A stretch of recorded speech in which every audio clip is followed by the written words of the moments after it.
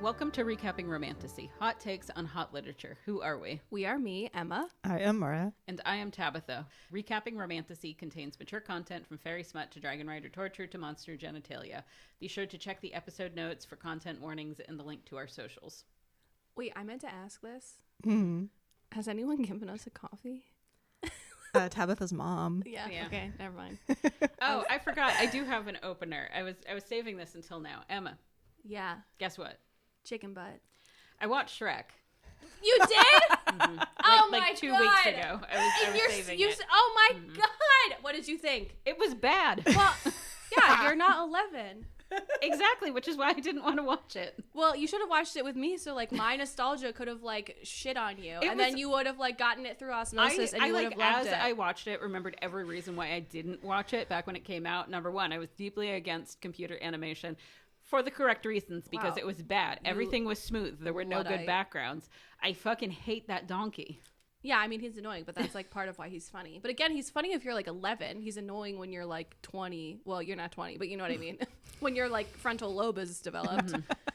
Yeah, so now Netflix keeps Not suggesting to call you me. old.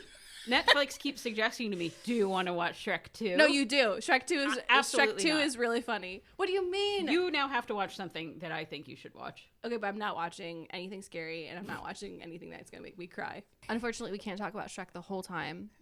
We are here to talk about something. Because we're here for Blood of Hercules. Worse. Yeah, today is the Blood of Hercules day. And I guess we should explain the why, which is twofold. Some initial reviews were intriguing, at least to me. But since then, I have gone back to select the one-star, one-liner reviews that foreshadow what we were dealing with today, which are as follows. Quote, "It's like if brain rot was a book. Curiosity did, in fact, kill the cat. If Shakespeare had taken a Xanax and forgotten how to write, it might sound like this.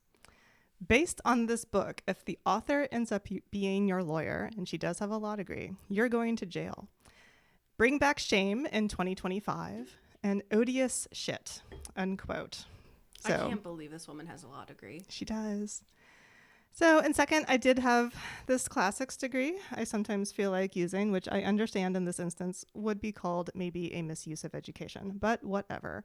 Our author here also has a degree in classics from a fancier institution than mine, so maybe I'm just a bitch. Anyway, I went into this thinking it was one thing and left it going, well, that was not what I thought it was at all. And I feel like I was just in a blender consisting of mythological chaos and the Sinners and Stardust Ball. Yeah. It was much weirder and sexually threatening than I was anticipating. But also, I'm not a dark romance girly, so your mileage may vary. I've only read Butcher and Blackbird, by the way, which is like, I just don't know if this genre works for me. So that's a whole other conversation. No, I don't feel like you'd be into it. Yeah, I've read quite a few mafia romances. Yeah. And this was like, I was waiting for Emma to come in with her mafia romance. yeah, no, the only one of the guys like fits that category because he's like secretly nice in some parts. The other guy just fucking sucks. Yeah. I go on a rant. No, Tabitha has feelings. Yeah, no. I find it wildly puzzling that anybody is favoring one of these two terrible men over the other. Sorry. I mean, like, I don't want to marry either of them. So, okay, all that said, reading this book was a real what the actual fuck Yes. moment. And that I also had to reckon with the fact that this got plucked out of the indie Kindle Unlimited sphere by a big 5 publisher because of dark romance girlies. Yeah. And like, what happened there? I just have a lot of questions. I think everyone's just becoming stupider. Yeah, maybe. Okay. So, dedication to all the girls who like morally gray fictional men who screamed out loud the first time they read, "Who did this to you? This one's for you." No, I don't. I disagree with that dedication. And the content warnings for all of us out there are dark romance and darker obsession, violence, depictions of murder, stalking, suicidal thoughts, bullying, explicit language, and betrayal. I like how betrayal is a trigger warning. I know. I Yeah. was thinking about that Not too. You know, just a plot device. For all the other things that she could have put in this content warning, I was Yeah, like, Dubious consent. yeah, Famine, right. So many other things. drug use. Yeah, I did They're making actually, like scissor at one point. Domestic violence. I did Right. actually have Violence thought towards at children. one point Yeah. that I was like, I don't know how like a person who has actually experienced homelessness would feel listening to this. Probably bad. Yeah. All right. Well, okay. Let's start off with the plot of this godforsaken book. So, by the way, if it's not already clear, we hated this. I started talking shit about it in our last episode. That's how much I hate it. There are little breadcrumbs going through. Yeah. It's the worst thing I've ever read. Yeah, same. Spoiler for the end of the episode. My content of this is basically just reading quotes from the book. They speak for themselves. And I wrote notes as I was reading it. I did it in kind of a fugue state, so I apologize. Yeah. So, first of all, we start off with essentially this prologue, but it's titled Omniscient from Fate's point of view. Fate is kind of like the Oracle of Delphi. She's smoking a pipe, and she literally has some Delphi stones kind of scattered around her as she sits in some field somewhere. The herbs from this pipe activate her powers, and she receives a cryptic vision. Quote, "The lost one shall change what is before." Then there's a semicolon, which seems ambitious. "Chained to death's soldiers, becoming ever more." Another semicolon. "Or titans will inherit the earth, and there will be nothing but war." Unquote. At least it rhymes. Quote, "My purple eyes and white hair reflected off the mirrored walls." End quote. In a moment of delirium, I read this line and thought that this was going to be the love interest, and it didn't occur to me till Well, later. you would think that though, because of the white hair. Right. That's totally you. These first like 3 prologue chapters threw me. Yeah, it's rough. So kind of straightforward, this little thing for an oracle vision, but I digress. Fate immediately rushes to act because, quote, "Nullum magnum ingenium sine mixture," but she means mixtura. Mixture is not a Latin word. "Dementia," she means dementiae, because again, dementia is not a Latin word. "Fuit." Then she says, "There has been no great wisdom without an element of madness," unquote. And the translation's off, but the quote is off too. Because I'm a very insufferable classics person, and I know that. Like, this is a Latin saying that's most attributed to Seneca. By the way, she pulled it straight off of Google. Not sure what it's doing here. I mean, I do know, but I would be more insufferable if I explained it. Explain it. Explain it. Okay. It's a callback to Socrates, who said that the greatest of blessings come to us through madness, and when it is sent as a gift from the gods, and a work by Plato, because we actually have no writings from Socrates. It's basically divine madness. Like, other major religions have a version of this, but the Greeks were really into it because it's how the Oracle of Delphi did all of her prophecies, and it's how you basically worship Dionysus. Oh, okay. Yeah. He's like, didn't he create wine? He did. Yeah. How you worship Dionysus was basically get drunk and have a Okay. frenzy. Got it. Mm-hmm. So In Old Norse, you call this concept Other. there you have it. Anyway, Fate bursts into this palace and interrupts the members of the Federation, who are busy arguing in a Senate type arrangement. They all stop what they're doing and fall to their knees before her, and she tells them that the age to wed must be 26. This felt really random as I was taking notes, like as I was listening. But at the time I thought maybe this will be explained later. No, it stays random. Yeah, like most of this book. Also, Karen and Augustus must be the professors in the Crucible this year. Zeus asks why, and she asks him if he dares question her, and he's being like, "Oh no, I would never." She scoffs at them because they're the gods, but they're actually called Spartans, but we'll get to that in a minute. Because they've become so weak and pathetic. She is the only thing that stands between the rise and fall of Sparta/gods. And they passed this previously discarded marriage law. So now everybody has to get married by the age of 26. Sure. Yeah. I listened to the audiobook for this, and the voice that the narrator put on for the Fate was so unbelievably annoying. I ended up pausing the audiobook to see if like this was actually a prologue that I could skip because it grated on me that much. And then I realized I had to listen to the whole thing for this podcast. So I think that every voice in the audiobook was irritating. Yeah. The main character was too silly. The snake was too I hissy. hated the snake. And the boys were creaky like an old door. You know, really down like this. Yeah. Yeah, the one is Teddy Hamilton, who's like the big girly dude that everybody likes. Yeah. The dude that all the girlies like, I should say. Yeah. Uh-huh. Yeah. He's fine. It's okay. So now we move on to what's called the Great War. So this is an info dump of info dumps. Yeah. And I will explain it so we all understand what the hell is happening. You won't. No, I mean, she's going to explain it, but you won't understand what's happening. It'll Yeah, 'cause still be it's rough. poorly conceived. It's Yeah. okay. Yeah. Okay. So Buckle up. yeah, eons before humanity, the state of Sparta was basically modern day Greece. Yeah, some of you might be thinking, wait, Sparta is one place in Greece. Yes. Yeah, you're correct, Yes. but not here. Also, No. how is it before humanity when we're talking about Yeah, humans? yeah. Okay, Listen. we'll let you go. This is before humans were here. The occupants of this land were literally just 100 immortal Spartans. Now, basically think the Greek gods. They're various animals, and they're quote unquote creatures, which are basically anything people-ish that had powers but weren't Spartans, which is confusing. I know. There is no explanation for this. I can only tell you this is what was given to me. They are ruled by an oligarchic federation, which is something. Hey, so are we. Indeed. Somehow they only know peace and luxury. Okay. Then somehow humans show up and we're like, wow, the Spartans are so amazing. We will worship you. So the Spartans become gods. Then they all decided to go to Italy. They created the Roman Empire. I don't know why. Don't ask questions. The humans are multiplying like rabbits, and the Spartans can only seem to stay around 100. Around this point, the humans realized that they could kill the gods, so they turned on them. Don't worry, the book repeatedly states you can't kill a god, so this is a lovely inconsistency that we have. The Spartans and their creatures disappeared to northern Italy and abandoned the humans because I guess they didn't want to get slaughtered. Centuries go by. The Spartans gain unfathomable wealth and tech. I don't know how, because they are up in the mountains doing what? I don't know. They also splinter into two factions, the Chthonic houses and the Olympian houses. Each house is named after its founding leader and is made up of separate families. The Olympians are roughly around 50 houses, and they're very sciencey and into self-help. They had kids Supposedly. with... Yes. Now, yeah, as well as they can be, which is not at all. They had kids with humans, so that would explain their numbers. The Chthonics were only into torture and pain and are like the true Spartans. Sure. They don't mix with humans because they're super special, and they're led by Hades, Aphrodite, Artemis, and Ares. Now, around the turn of the current century, the Chthonics attacked the Olympians despite being outnumbered. It's 24 versus hundreds. So even though the Chthonics are kicking ass, by 2045, only the strongest Olympians are left standing: Zeus, Hera, Athena, Hermes, Poseidon, Demeter, Apollo, and Dionysus. At this point, they sign a ceasefire, literally. So in 2050, Titans appear inexplicably.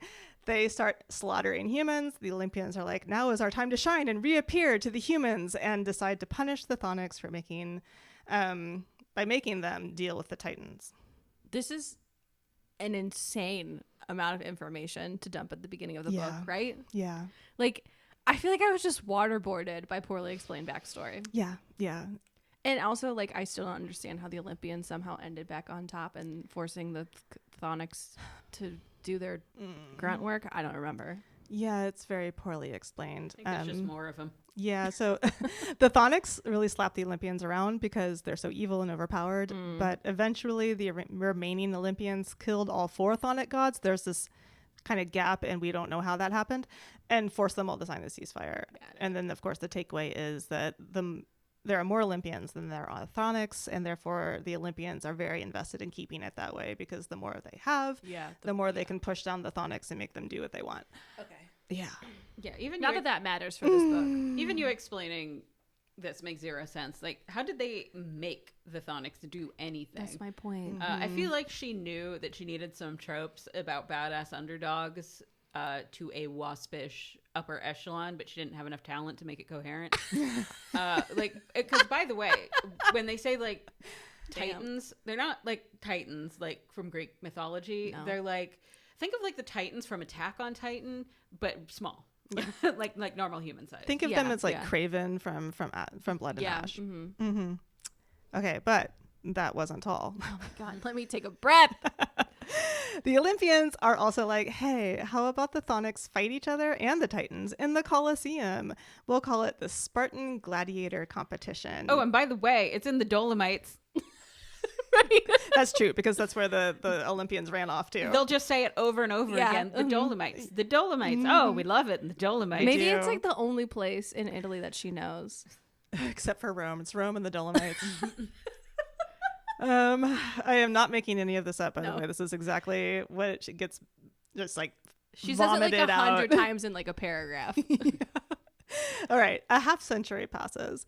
Titans are still out there making chaos. Chthonics are starting to have more babies, and Olympians are somehow getting less powerful. I don't know. It's not explained in this huge info dump. This is when the Olympians passed their marriage law to address this growing divide, and the Chthonics immediately sought to undermine it. And that is where our story begins. Quote, kids at school called it apocalyptic core, unquote. Again, an actual quote from the book. Yeah. And I feel like we all need to take a drink. Yeah, cheers. Cheers. Yeah. So this is kind of our little drinking game that Emma and I are doing. I know. I think we like give it up though very quickly. We do, because I think if we actually continued on with this drinking game, we'd be wasted. we would so at wasted. 3 p.m. on a Because Sunday. yeah, everything is we're gonna drink it once we get to like a most insane part, or a most insane quote, which Tabitha has helpfully pulled almost through this entire thing. Yeah, but everything here is the most insane thing you've ever read. So Yeah. So we start off in year 2090. And yeah, we are, for some reason, in rural Montana. Our main character is Alexis, and she's 10, which is a thing to have to think about to pick up with your main character in a book like this, and she's 10. Mhm. Just as an aside, I was very thrown Yeah, by same. this. So anyway, she's sitting around in a trailer park's field surrounded by barbed wire fences, and her wrists are fractured because she had to escape her foster father's rope binding. Her foster parents are basically making meth in a bathtub, so things are rough. At this point, she was so dramatic about her injuries that what I thought of was the meme from SpongeBob. I was born with glass bones and paper skin. Every morning I break my legs, and every afternoon I break my arms. Yeah, exactly. That's exactly right. And I feel like I complain about names every book we read. So I'm sorry. But these names are just really jarring. Like more so than any of the other books that we've read. And now, after unfortunately finishing this book, I get that like part of it was a bit. But like for so long, all I could think was like, why the fuck is someone in this book named Karen? And then our main character is Alexis. Yeah. And then we also have Charlie and John, and then randomly Greek names again, which like I understand that part, or whatever. But like it feels like we're just pulling names from a list titled Most Popular White Kid Names of 2007. Like I don't know. I was the most confused by Augustus because that's not the name of a god. No. Right. That's a title from Rome. Right. It is. It is Yeah. a title from Rome. It's not even a person. It's No. it's literally a title. Right. Well, I guess I shouldn't say just Greek gods, but it was just Roman gods? I don't fucking know. I don't have a know degree if in the classics. Roman gods are named Roman names in this. I can't think of one off the top of my head. No, actually, they're all Greek. the Greek names, because technically speaking, in this book, I suppose they all Even are though we're- from Greece, right? There is no actual Roman pantheon because that's not what happened in this book's history. I hate this book. I'm just gonna say I feel like I have so many issues with names because when I was a teacher, like you get a kid that has it's just terrible, then you're like, I can never use that name again, or I can never unsee a kid with that name. Yeah. Like every Jackson I've met is the worst person ever. Yeah, I can get that. Sorry if you're listening and your name's Jackson. I mean, that's how Augustus is to me now. That's ruined. I mean, I don't think you're gonna run into many Augustuses in real life. I mean, I've read a lot about Augustus the Augustus. Oh. And he was an actual nightmare of a human too. But, see, not in this way. well, not that you know. Not that I know. This is true. So the area is protected against the Titans by the House of Hades with hellhounds. What do Titans look like? Human-esque, immortal, razor-sharp teeth, black veins, long claws, and super speed. So basically the Cravens. Yeah.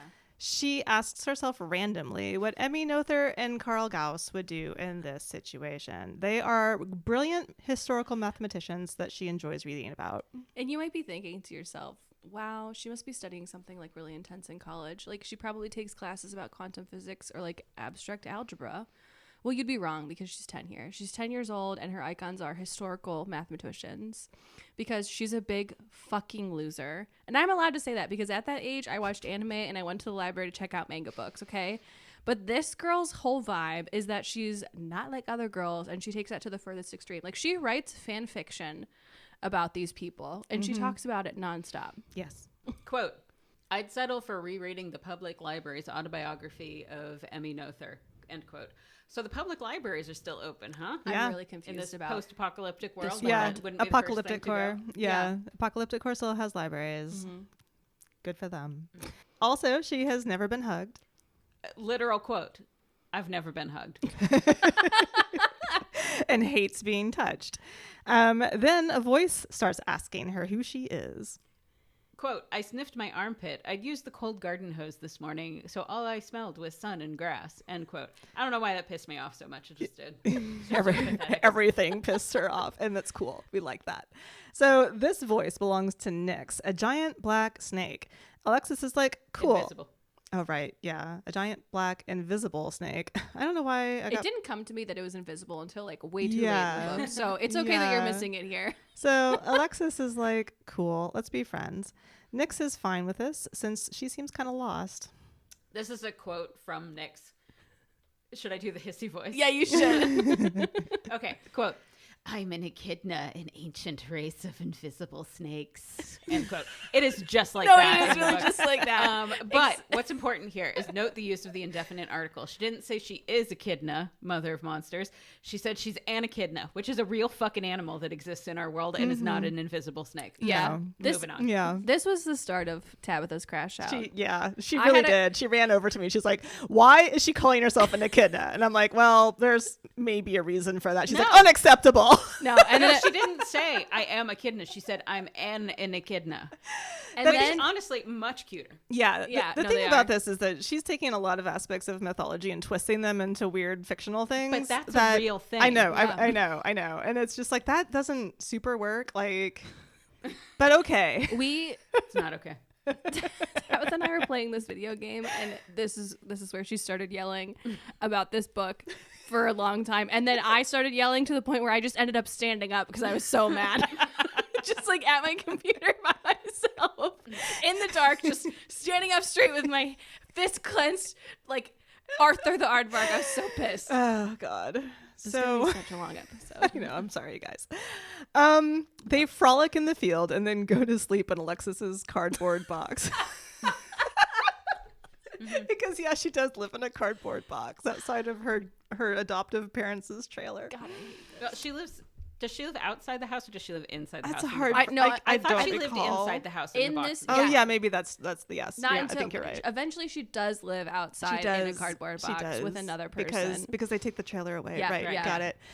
Okay. So it's really hot in here, you guys. That night, a woman that is clearly fate shows up with a kid and tells Alexis's foster father that they're getting a new kid from the orphanage, which is how Alexis starts sharing her box with a 9-year-old boy named Charlie.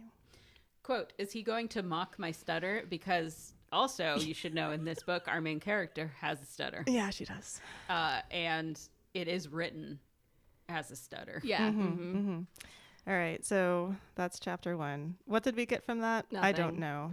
That she sucks. Chapter 2 comes along. It's year 2091. Shit's getting worse. It's winter, and Alexis's parents want to get rid of Charlie. She tells him to go hide in the bathroom where the Titan attack emergency phone is located. I think it's so stupid that they have emergency phones. Like, what the hell happened to cell phones in this future? They mentioned at some point that there's like also an emergency number, like 999 or something like that. So like the emergency phones are then redundant because they say that every single person has an emergency phone in their house. And also, it's like a landline. So why do you have an emergency number if you have an emergency phone that should directly connect to 911 Especially or whatever? since you're talking about these Olympians having all this tech, like they're like the gods of Right. tech. Well, like, what tech are we talking about Also, here? don't we, in the next chapter, see somebody with a cell phone because they're showing the video of Achilles? I thought it was on True. like a computer or something. Who knows? Oh no, I think you're right. It was on a yeah, computer. whatever. I don't remember cell phones existing in here. No, they can barely run like a humane foster system, but they like somehow have a successful like Obama phone program. It seems fake. Quote, half the food stamps they received for Charlie and me weren't redeemable since there was no meat and dairy to be had in the winter, end quote. So like, is Snap still working? Well, I mean, they weren't redeemable, so technically Snap isn't working. But like, there's a program at all? No, I know. Why would there be a program? That's exactly my point with these fucking phones. Oh, yeah. Also, this is fucking Montana. Go hunting. Yeah. Well, stop. That would be too logical. Unless you can't leave the area because of the Titans. But then again. But then you'd have a gun. yeah, see, there's And apparently there's no they can answer be killed to with any a of gun these because things. everyone has so many fucking Yeah, guns yeah. for having powers. The amount of questions that we have is indicative to the lack of world building. So, okay, we get some more information about the kiddos that have been born to the Chthonic Spartans, which is Augustus, Charon, Pacho, Achilles, and Helen. Medusa is also around, but she's been imprisoned in the underworld, which is just a prison, apparently. Anyway, these are like uber royalty in a warrior we fight monsters way, but they're still young. Like Augustus is the oldest at 23 and Helen is 8. What? He's 23? Well, right now. Oh, okay. Remember, she's only 11. That's true. Okay, that's true. I was like, I thought he was 40. Well, this is just Sorry, it. not to Like, slam since 40, he has but- to get married by Yeah, remember, 26, he's 26. he's only 26. Right, Yeah. right. So Alexis channels her inner Emmy and Carl to stay strong while Charlie hides in the bathroom. She confronts mom and dad, and they're like, okay, we'll just kill you both. Quote, I had no plan, end quote. Yeah, I know. That comes across. She throws a toaster at them. They attack her.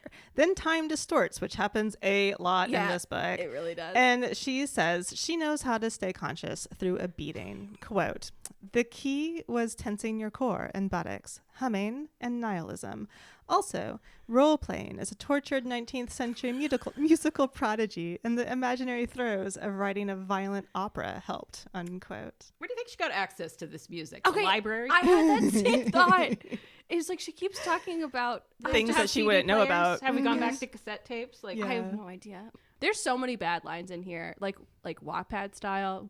quote, sweat streaked down the side of my face, then froze in the frigid temperatures, end quote.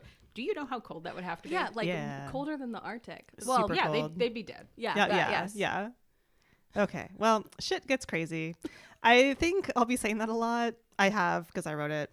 Foster mom is attacked by something in the trailer. Foster dad is screaming that it's a Titan. Time shifts yet again. It's almost like she's bad at writing. Yeah, it's almost like she can't write action. Yeah. The medics are there zipping foster mom into a body bag. Quote, stay still, the female medic snapped. This is extremely expensive Spartan healing gel. There's only a small amount left. Once it's gone, you're out of luck. Her lips pursed with disgust, end quote.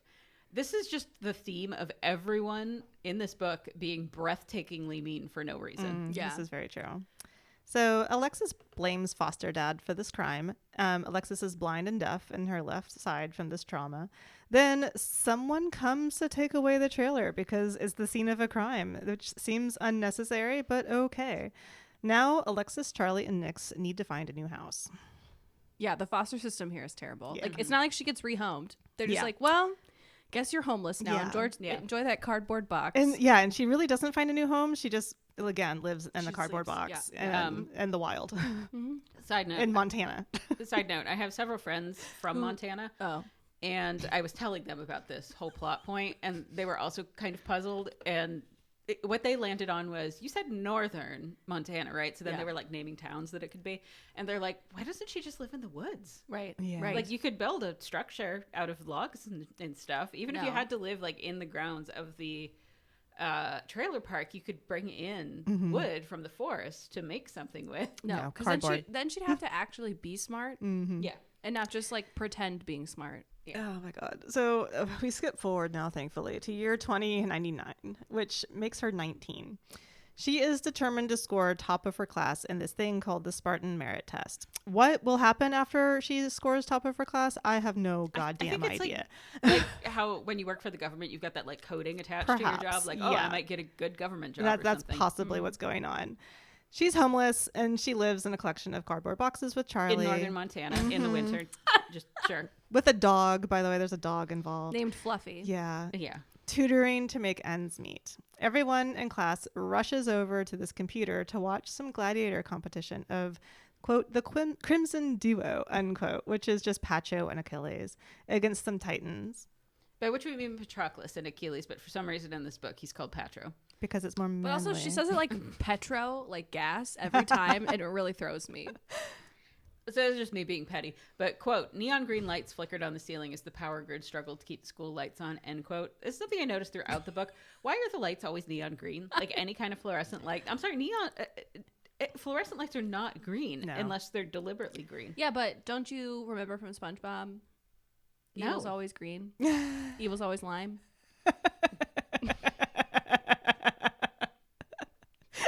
The way that she just blanked you. Anyway, getting ready for a detail here. People online in this world write fan fiction and draw fan art of gladiators. The fan art is dedicated to their penises, and somehow Alexis did not understand what penises were until last week, despite living in a cardboard box with a boy. Maura, come on. She's too smart to care about penises. Come on. Also, people were writing fan fiction and creating fan art, but like how? They don't seem to have like a lot of them don't seem to have cell phones or computers. I see, I've been corrected. But like, if you can't afford technology, like how are they doing it? So like, are they writing it and drawing it at home and then scanning it at the library and uploading it? Maybe the library is just like full of horny teenagers writing fan fiction because that's where Alexis saw the gladiator penises. I mean, are you going to say Star that's what Trek you did? shows us that people furiously. figured it out. Yeah. Back in the 60s. My aunt, God rest her soul, was part of a Star Trek group from way back in the day. And the way that they used to do it is they would have like mimeographed copies of fan fiction, like hard copies. Yeah. And like one person would be somewhere that they were able to print it out, you know, like a library, a bank, something where they could use a device. And then they would like furtively give it around to other people, you know, like pass it to each other at the end of the Star Trek meeting. And that's how they read fan fiction back in the day. I will say when I was younger, we had one computer and it was in my dad's like office room. And so we all had to like take turns using it. And so I would use it to read fan fiction, and then my time would be up, so I would get kicked out. So I would just use that whole time, my like 1 hour on the computer, printing out like pages and pages and pages of fan fiction, to the point where my dad was like, if you're going to be using this much paper, you're going to have to start paying for it. Go out there and get your ream of paper. Yep. Print your fan fiction. Get your binder. Which, like, they're so dumb that they were never like checking anyone's internet history. All right, so Achilles kills a Titan and is super hot while doing it. He also has, quote, voice power, unquote, to put people in comas, so they keep him muzzled at all time. He is also 6'7" and has a man button. We are also told that Spartans are excessively slutty with anything that moves, and so everyone human emulates them. Thus, society is like 100% bi and poly. Yeah. Alexis is aggressively celibate. It's because she's a 19-year-old fucking loser. That was so mean. The opposite of Emma. So, I mean, I was definitely a loser, but I just said I read Naruto fan fiction. So cool, Emma. Yeah. There are just so many details to tell you about Achilles' gun. Quote, Achilles unloaded a magazine of bullets into the screaming Titan. End quote. I just cannot get over the fact that they gave Achilles a gun. Yeah, so it is monogrammed with WSDL, which stands for War and Sex, which are the nicknames that humans gave the Crimson Duo. And I just want to point that out and just pin it down that humans gave them this nickname. Okay, for later. And it's so profoundly stupid. It barely even applies to anything. I'm sorry, keep going. Yeah, Karen and Augustus are also involved in this acronym. But no one knows what D and L stand for. But Dick fucking how didn't humans give them these nicknames? Okay. Anyway, we'll get to what all of that means later. But anyway, these guys are also billionaires. So there's that. Ow! Yeah. So I should mention, like, when they're up there doing their fighting, like, their stats come up on the computer. And it's just like, it's their name, their height, how much money they have, and like kind of a little bio about like who they are. And I'm like, yeah, sure, okay. So it's literally like football. Do you think they do that really stupid football introduction? They make like the players, they started a couple years ago, do like Greg Smith, Penn State. Like, they should. Do you think they do that? Except Achilles can't because he can't talk. Well, he'll sign it, yeah. So anyway, Patro, or Sex, or Patroclus, which is his actual name, appears to take over for Achilles, and he looks like a statue of David. And he points at the camera, and Achilles destroys it. Class entertainment is now over. But I guess there's only one camera. That seems impractical for what is a sporting match of some type. Quote, heavy black boots stomped into view and revealed bulging thighs covered in weapons, sharp red eyes, and a muzzle, end quote. So Achilles is literally styled as the Winter Soldier here. Yeah, but like somehow he sounds uglier. I don't know. Sebastian Stan is just like has untouchable aura as the Winter Soldier. Yeah, I mean, I think that's because like he's a better person. He has a better backstory, so it's more interesting. He's got empathy. Yeah, and we sympathize with his plight. We do none of that with Achilles. He's like dangerous, but he's like tortured. He's a tortured soul. Yeah. Achilles just appears to be a dick. So a dude named Josh, whom she helped tutor, tells her that he did well on his test, and then is like, hey, how about we fuck? Alexis, who again is aggressively celibate, runs to the library to avoid it, and she's told to go to the principal's office from there, where Charlie is waiting all bloody because someone picked a fight with him. Principal is like, you gotta do the punishing, and she says she will and then doesn't. Quote, we pulled back the tarp that protected our network of cardboard boxes from the elements. Yeah, you know, a tarp, a known holder of heat. In the Montana winter. Mm-hmm. There are so many people in this book. I can't remember any of them. I should also... And you really don't have to. No, that's it doesn't true. matter. That's true. So she takes the Spartan Merit Test, which is a series of essays she needs to write about things like quantum mechanics, but she has to do it in Latin, which, like, good fucking luck. What sort of fucking school is this? I'm sorry. All of the children seem to be like malnourished and poorly behaved, but like somehow they're expected to answer test questions on quantum mechanics in fucking Latin. No, like we're pretty well educated, heavy quotes, in the US. But our standardized tests for graduation only go up to like 10th grade level knowledge, maybe 11th grade for like some of the sections. But like, I think they only test up to algebra and geometry for math. Anyways, but this school system is like teaching kids advanced college level math and science. I refuse to believe it. That's actually a good point, and something we never get to understand is this how all human beings live, or is Alexis's situation particularly bad? Mm-hmm. Because right, that's why I keep talking about like why do other people have yeah, computers? The Spartans sometimes make comments to her about like, oh, she must have had it easy being a human without having to, you know, learn how to fight and stuff like that. And, you know, we're supposed to be offended because we know how terrible her life was, but we don't ever really look into like, was she just unhoused and that's why this was so terrible for her? Or was it terrible like this for everybody? We don't know. No idea. Anyway, I just assumed that everyone's life was terrible. A quote from the snake. Kid, I'm not a babysitter. Wait, You have to do it in you have to do the voice.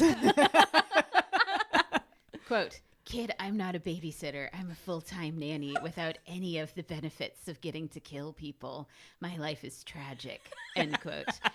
What does she think nannies do? I'm a full-time nanny without any of the benefits of getting to kill people. I nannied. I didn't kill anyone. This is the kind of writing in this book. Like, they'll just say this shit. Like, I told them, I was like I was getting punched in the stomach every paragraph. Like, just the most out-of-pocket shit. All right, so she has to bleed on the test before turning it in. Yeah. And when she does, the paper starts to steam and then disintegrates.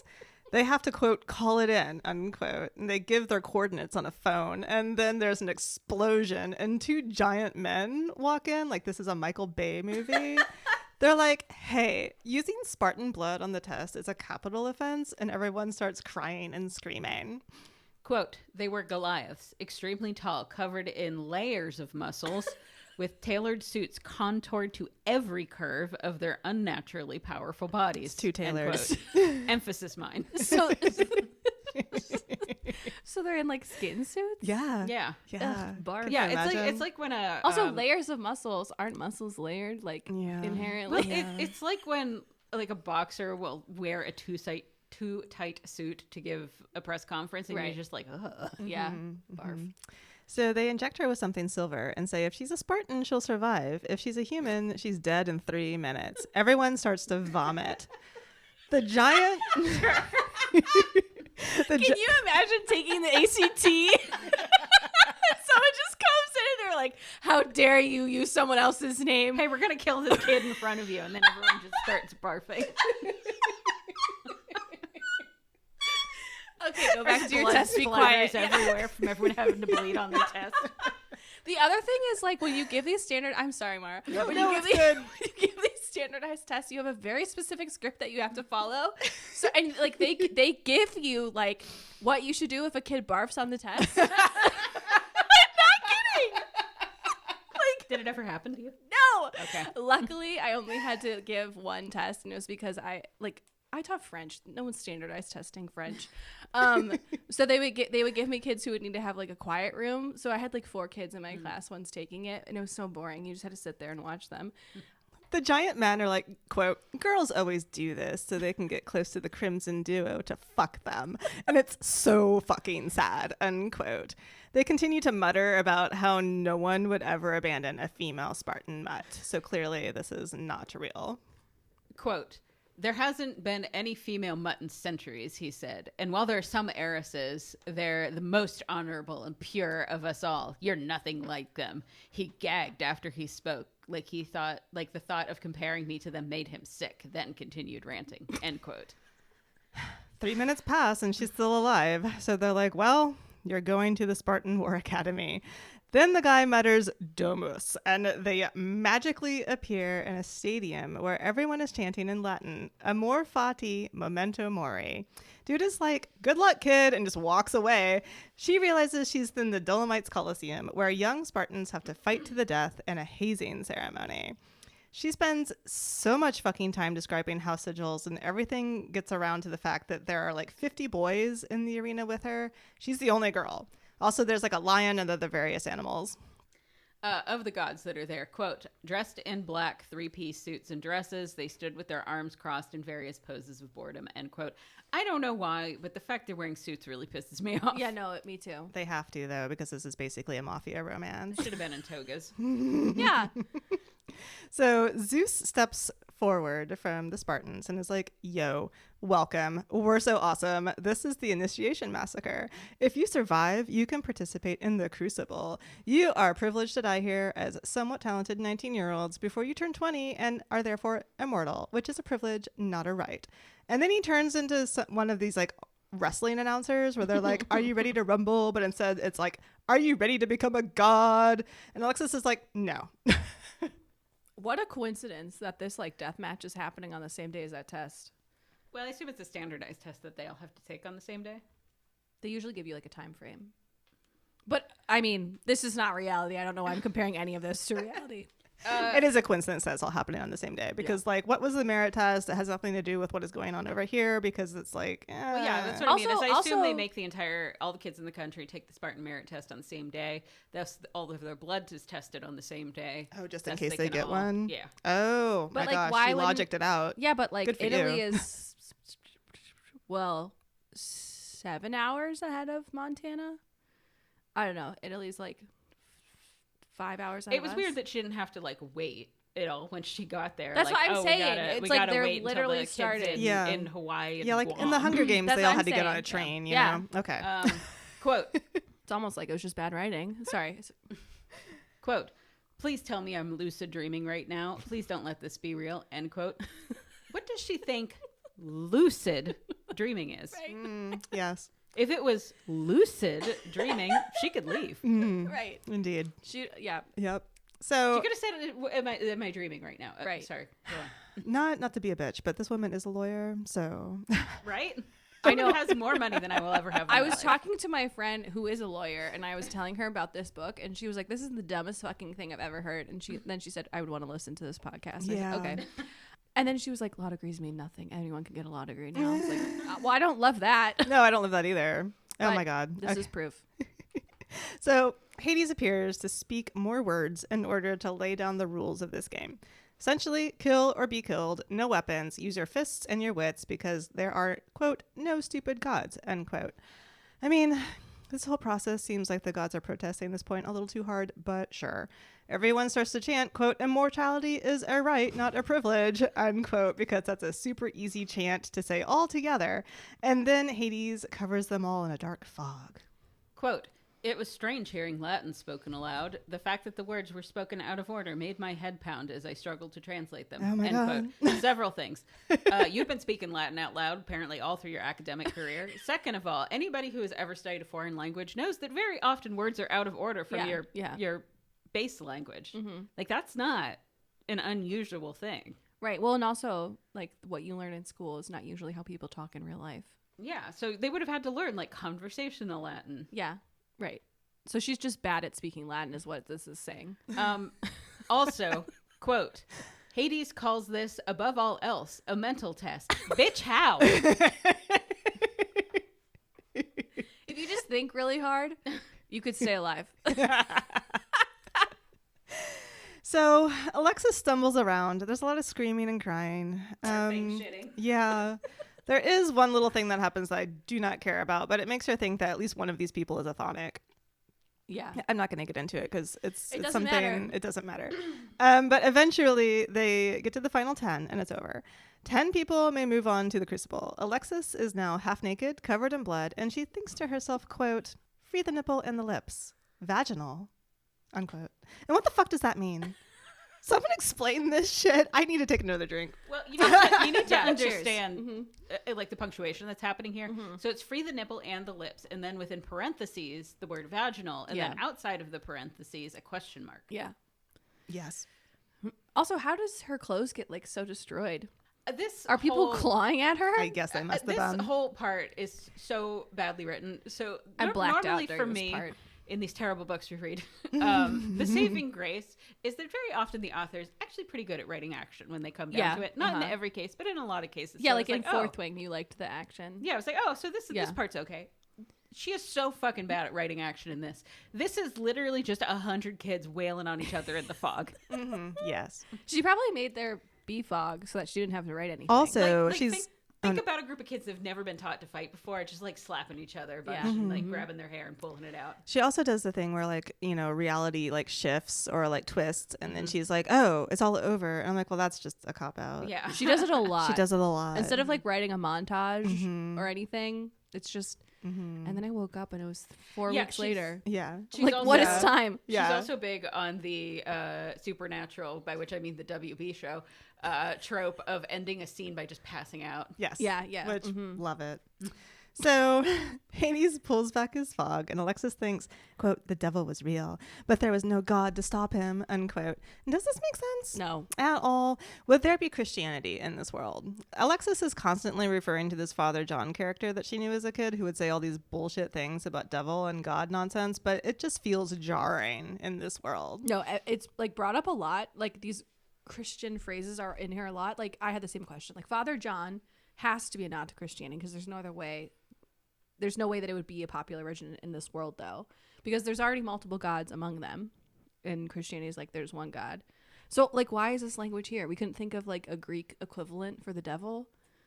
Again, it just seems like bad writing.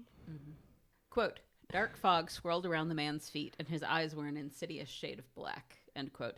She uses insidious as a descriptor a lot in this book. I understand it's an adjective, but it just...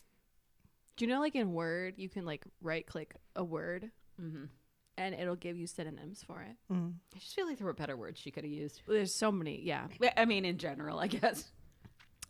So anyway, Alexis decides that she hates Hades, but she's survived, so that means if she can survive the crucible, she gets to be a citizen of Sparta and therefore immortal and a god.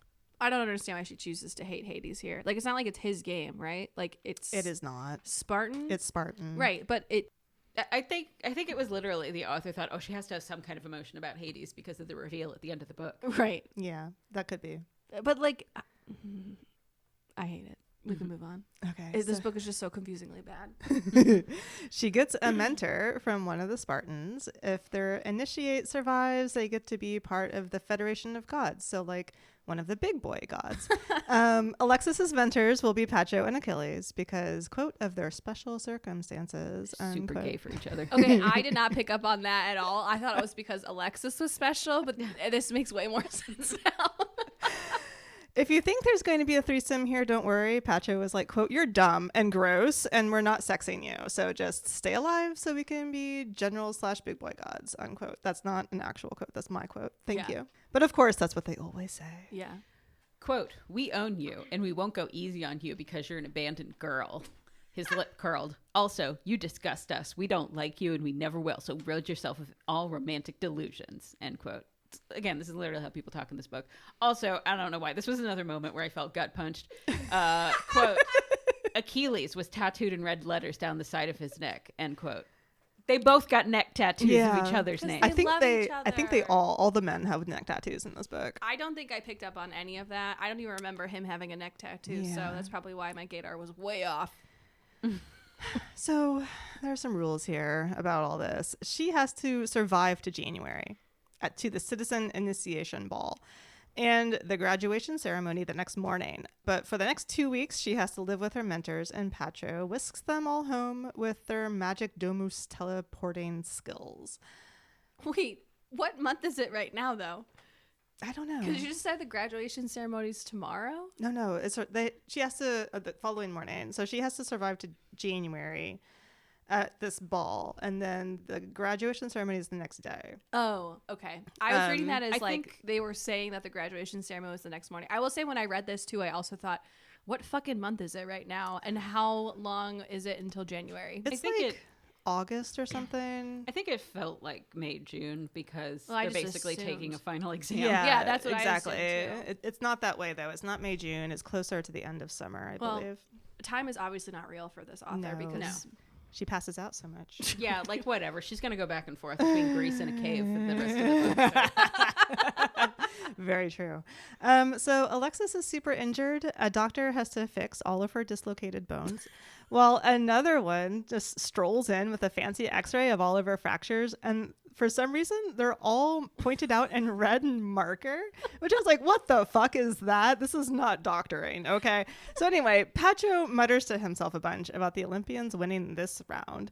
And he and Achilles are chthonic, remember? And she's too weak to do anything with. So they'll have to kill the doctors so no one knows their bad luck. I mean, it seems like everybody already knows. So what are we doing here? Quote, turning, Patro slammed his fist into the wall next to the headboard and breathed roughly like he was trying to get control of himself. This happens a lot. These dudes are big wall punchers. Oh my yeah, God. they are. Also, more so than any other part of this book, I swear to God, it was this part that felt the most like shitty fan fiction to me. Yeah. Just the way that nothing really made sense. Like, No. I actually, like, because this is a Kindle Unlimited book, I downloaded it and, like, read it. And I was like, I just don't understand this whole like back and forth and her being injured and like the images and the killing the doctors, but then the doctors also being dicks and now he's punching a wall. It was very, very bad fan fiction to me. Yes. Yeah. Also, I should mention at this point that every Spartan has a familiar. And so this insanity is going down with pets perched on shoulders or stalking around while growling. Anything from jaguars to parrots. It's chaos. I was super confused in the initial fight that she watched in her classroom with Patroclus and Achilles. Because I like they talked about a jaguar being there, and I was like, "Is Achilles the jaguar?" No, okay. Yeah, Wait, exactly. I had this thought too. I was like, "So are they in the Amazon?" Like, yeah, yeah, literally. What are they right now? Also, why is there a camera? What is going on? So she has a fever dream for a week in which she dreams that like a hot dude nurses her back to health, but like gruffly. He like holds her ankle at He one does. point, right? He's like fondling her ankle. Yeah, like recover or I'll slit your throat. It's super romantic. Yeah. A doctor cuts off her bandages and spends the entire time telling her that there's a new marriage law. Every Spartan has to wed by the age of 26, and Chthonics have to marry an Olympian. Like, that's all she has to say to her. I'm like, I'm sure there was something else you could have said that would have been more helpful, but this, I guess, is more pertinent to the plot. Alexis flinches away from the doctor because of, trauma and says, quote, "Well, she huffed, I tried to help you." As she packed up her supplies, she mumbled under her breath, "Even though you're just a filthy abandoned mutt," end quote. Right. Again, just everyone being the worst person for no discernible reason. Yeah, I said this to Tabitha when we were having our like crash out and I was standing up at my house in the dark yelling at my computer. I apologize for ever complaining about any other book in this podcast. I'm so sorry for complaining about A Curse Carved in Bone. I'm so sorry for complaining about Fourth Wing.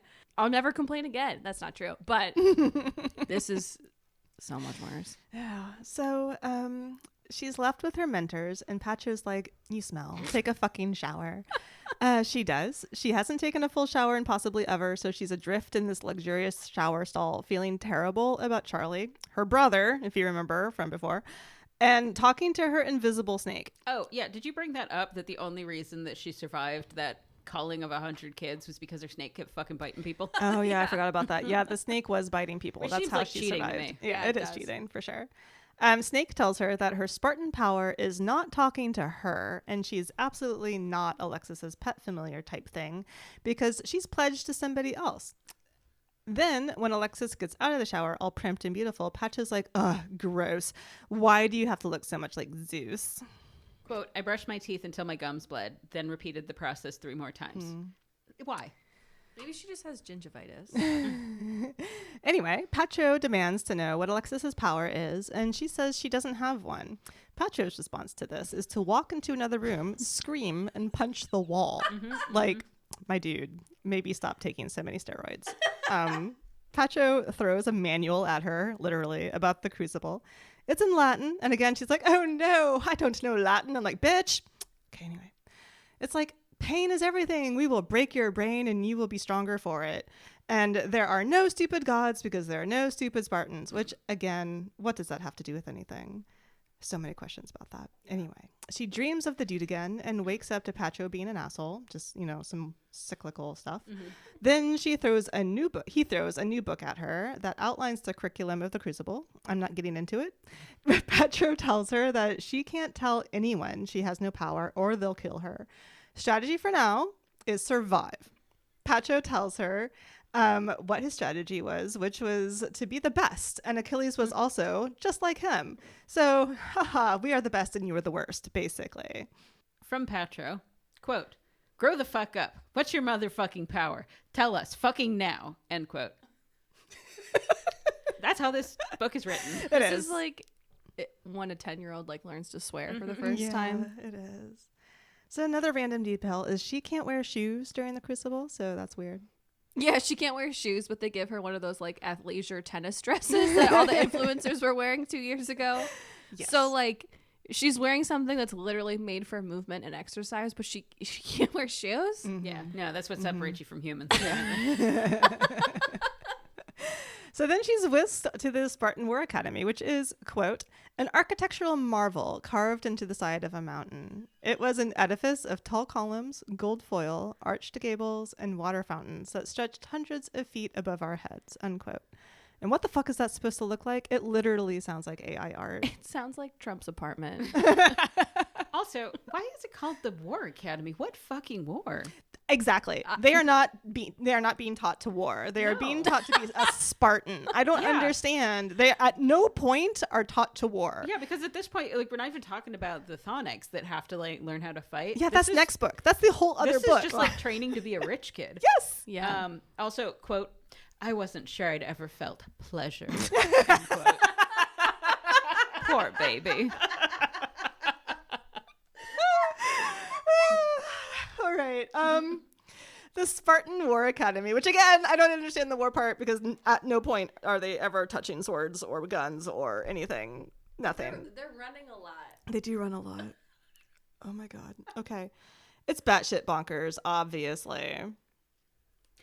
So this is an actual quote. This is a quote, and I feel like everything you've been saying is a quote. Yes, it's a quote, but this sentence does not make sense to me. All Sparta is divided by one mental test, one of which paranoia inhabits, sleep deprivation another, and starvation the third. What is that sentence? The cases of words and structures make no sense. Am I not getting it? No, I don't think I noticed that at all. All Sparta is divided into one mental test, comma. And one of which paranoia inhabits, comma, sleep deprivation another, comma, and starvation the third, period. So that's three. That? That's three tests. Things. Also, paranoia inhabits? Yeah. Yeah. Okay. Guys, it's poetry. It's poetry. Come on. All right. So first of all, it's in a cave. Sure. Some dude named General Cleandro is acting like an aggro drill sergeant, screaming at them in all caps, punching at least one dude, all the while random classical music is being played by statues. His little animal is a hawk. So, quote, the hawk snapped its beak like it was hungry for my brain juices. I also wrote that one down. Yeah. There are a few rooms in this hellhole, a dorm, which they are told to never enter, otherwise they'll be seen as weak.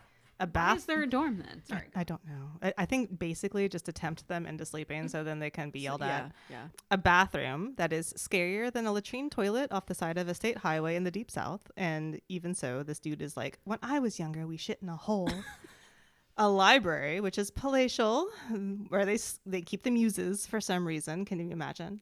And a classroom that resembles a dungeon. He tells them, quote, "Until next January, you will not eat when you are here unless we say so. Spoiler, we won't," unquote. So drink. Yeah. They're also not allowed to sleep. They're here for 2 weeks and they cannot eat and they cannot sleep. So like, why did you even build a bathroom anyways? You're not going to pee after like the first day. This is very true. Mm-hmm. They are told that they use the Socratic method here, which is, get this, This made me quote, so mad. "You'll be called on at random, and if you answer the question wrong, your mentors will be notified. They'll lead your entire class through the circuit, which is a run through the mountains and a swim through the river Styx," unquote. Pretty sure Socrates just rolled his eyes, but okay. Yeah, I was going to say, as a former teacher, this is not what we call the Socratic It is method. so far from the Socratic method, I don't know what to say. This is like what your 60-year-old teacher who should have retired years ago does in order to keep people, quote unquote, engaged, is calling them when they look like they very much don't have the answer. Mm-hmm. So they get started with math, which is not going to be boring math. Okay, this math has object permanence, whatever that means. Professor Pine shows up, which I'm assuming is Chris Pine. He has that energy. He does. I mean, I don't even know why a Professor Pine would be here. Has to be Chris Pine. And starts to teach. Then he launches some question at a kid who answers it wrong, so they have to go running through the mountain. There is more vomiting. Quote, "How is it possible that your brain is smaller than your tiny balls?" I shouted aggressively and shook my fist at him. In my head. In reality, I said nothing because I didn't like interacting with people. End quote. She's so fucking lame. Quote, "I lowered my head and dry heaved. Mucus dribbled attractively out of my mouth. Ah, womanhood." Yes, End because quote. women have mouths and only women. Exactly. What the fuck do you mean, ah, womanhood? Like, if you had started your period in the middle of this, then, like, yeah. Like the only thing I can think of, and this is probably because I'm a terrible human, is like she was talking about blowjobs or something, but also like Maybe she doesn't. I would be so surprised if she even knew what a blowjob was. right, since she literally just discovered penises. That's what I mean. Yeah. So they reach the river Styx after this long hike through the mountains, which is where Karen shows up. You'll remember that he's one of the WSDL foursome that is so feared. He's the ferryman, which, okay, break. In actual Greek mythology, he's the ferryman. He takes the By which dead we mean people. he's in charge of a ferry, Yeah, not he like is. has been. He is in charge of a ferry that picks up the dead people and takes them to the underworld. That is his job in Greek mythology. That said, But that's not who he is here. here he's the quote deadliest chthonic assassin on Earth, unquote. And I have no idea how. But he he's finds the time. also part creature, which I also don't know what that means. I don't know what that means either. I'm so No. confused. It All right. apparently means he has a gigantic penis. Yeah. Because that's like literally, I thought this dude was a 40-year-old woman with a pixie cut and chunky highlights. Up until Alexis talked about him having a quote unquote massive dick because of his creature heritage. Like, I ranted about it already, but they pronounce his name like Karen in the audiobook, and then they introduce 11,000 characters at the beginning. So like, how was I supposed to know he was a woman or a man? Shit. It's cool. Also, at the beginning, you said he was forced to be a professor, so him standing on this boat and watching them swim Yeah, was right. him professoring. Right? I had the same thought. Like, Why what, is he he's not just- teaching it? He's Why, just he there should be to stand on a Right. boat and look scary. Also, apparently, this is just something that is like cycled around. Like, he's not always the dude who does this. right. This is what he's been selected to do this But like cycle. Augustus is always ugh. Yeah, I hate this. I know. So they have to swim across without Karen catching them, and Alexis manages it, but he catches some dude that tried to be her friend for approximately 2 pages, so he can feel bad when he dies. I did not. No. They get back to their classroom, and Augustus just strolls in. Y'all, how do I put this? He is everything romantasy hot that you would expect. 6'7", smoldering, cheekbones that are unrealistic, muscles on top of muscles, but, quote, a severe center part split his two-toned hair, half black and half white, which was pulled back into a long, silky ponytail, unquote. Also, quote, hands the size of dinner plates, unquote. I really just see him as a giant anime boy. Okay, I was gonna say the same thing. Yeah. Also, he just sounds really greasy. He does. He does sound greasy, doesn't he? I don't see him as greasy. I see that like kind of spiky anime style. But his hair was slicked back into a ponytail. Yeah, his hair is like sleek But and silky. It's silky. long, I don't think of silky Silky as greasy. ponytail. I don't either, but I just don't like him. I mean, either. I don't really like anyone in this book, but I No. definitely don't like him. I find this just so perplexing how you have a preference over for any of these guys. I feel like Karen at least is like nice once. he is nice once, and we will get to that. He's not. It does not count as nice if you I are also also threatening to kill somebody. I also at the agree same with time. that. Yeah. I agree with that too. So And by preference, I mean they're both terrible. I'm saying one is like a half point Absolutely above not. 0. So I should also say that his spirit animal that they all have is a raccoon. So he has a giant raccoon on his shoulder. He has all a the trash time. panda constantly with him. So anyway, he hates Alexis immediately and is like, why do you think girls should be here? You're so selfish, inspiring other girls. Alexis is so confused at this point, and she and I and us are all on the same page, and that this is fucking bonkers and makes no sense. So Augustus starts to lecture in Latin, and Alexis thinks, literally, quote, it's a dead language for a reason, unquote. Which, actually, in this world, it would not be a dead language, as we've discussed. You took a test fully in Latin, Alexis, and you know it. So What the fuck do you think a dead language means? what the fuck are you talking about? They're dismissed after she grudgingly impresses him, and she passes out in the library. All right, are we ready for Karen's perspective on Yeah, chapter no. 9? Do it. Yeah. Do it. So if not too bad, because here it is. For the audiobook aliens out there, like I mentioned, this is Teddy Hamilton's voice. It was which- so jarring to hear it switch to a man. Yeah, it's a whole thing. So anyway, he's like, I'm super happy to torture some initiates in this river because I'm super bored and would like to kill some titans because that's what I'm made to do. Quote, and I'm going to do his voice too. Yeah. Quote, my fingers, Nope. No, that was so good though. That was so good. Okay, here we go. Quote, my fingers itched with the urge to palm my knife and stab something, preferably someone, end quote. Amazing. That was so good. Amazing. It's like he became Southern almost a little bit, Yeah. which was so cool. Okay. He sounds like that in like all the books that he does Yeah, too. I'm yeah. like, your throat must hurt. Yeah. All right. So then he muses on the dumb marriage law. I mean, like out of nowhere. And how Thonics are so much better than Olympians. Quote, there was a reason I hunted all day and night. If I stopped moving, I felt the agony. I remembered the trauma. However, if I kept myself distracted, then I couldn't remember, mostly.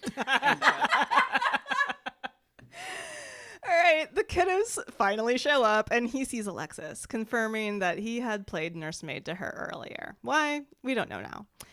He's interested in her because she's a fighter/wild thing. Both of his invisible hellhounds are interested in her, which makes him even more interested. We find out that this boy who died earlier wasn't killed by Karen, but Alexis. Karen gets an instant boner for her. Literal. Quote, the obsession that had kindled exploded into a bonfire of pure want. I adjusted my belt to loosen the growing pressure in my pants, end quote. Okay, now, side note. I'm obsessed with you right now. So I also asked, my same friends who are from Montana are also all boys. I did ask them, I was like, look, nobody has to say anything. that God, would I make them wish I was a part of this conversation. But I was like, is this how it works? You don't have No. to tell me if you're uncomfortable, but is this how it works? And they were kind of like, I think it would depend on the pants. It would be more about like lowering them than it would loosening the belt. Yeah, I hate this so like just adjust it. Like men do this is my personal pet peeve with men. I mean, there's so many things I hate about it. But like if I stood there and adjusted my boobs in my bra, I would be like scarlet lettered, right? But they sit there and talk to you like at the office and they just adjust where their penises land. Well, And I I'm mean, like, how I'm many- sorry, get a sling for that thing. Yeah. How many times have you like had your underwear start to like ride up and you try to instead walk in a way to Yes, loosen it up yes. without people noticing? I know, all this the man time. is in public and he's like, oh, I better unbuckle my belt, reach into my pants and adjust my dick. Yeah. Guys, Also, how did no one see his instant boner when they were swimming? Like, all questions. like yeah. also he apparently has a giant monster cock. But at the Yeah. same time, like, thank God no one saw it, because can you imagine swimming and like then you just look over and you see the lifeguard just pitching a tent as your friend drowns next to you? Yeah. Mm-hmm. No. Because like if you're swimming properly, like you can see what's going on. Mm-hmm. Actually, how did Alexis not drown? There's no way she ever swam before in her life. No, she didn't have swimming lessons ever. Yeah. I'm 100% on that. I don't know. Her foster parents probably threw her in a pond or something. They probably put her in the scissor that they were making in the bathtub. Mhm. So back to Alexis. Augustus is lecturing again about how female mets, who are god-human hybrids, I don't know if that was ever said before, can participate in the crucible, but the purebred heirs can't. And it gets complicated and makes no sense. So like participating participating in it, like they can actually, but they can't. They don't want them to, but they can.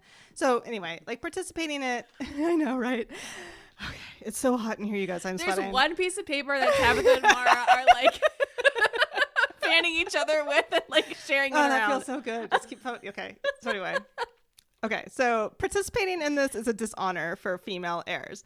For some reason. Just for females, period. Yeah, so if she survives this, she has to be instantly married off to save her honor. I don't know. Patriarchal nonsense. It is what it is.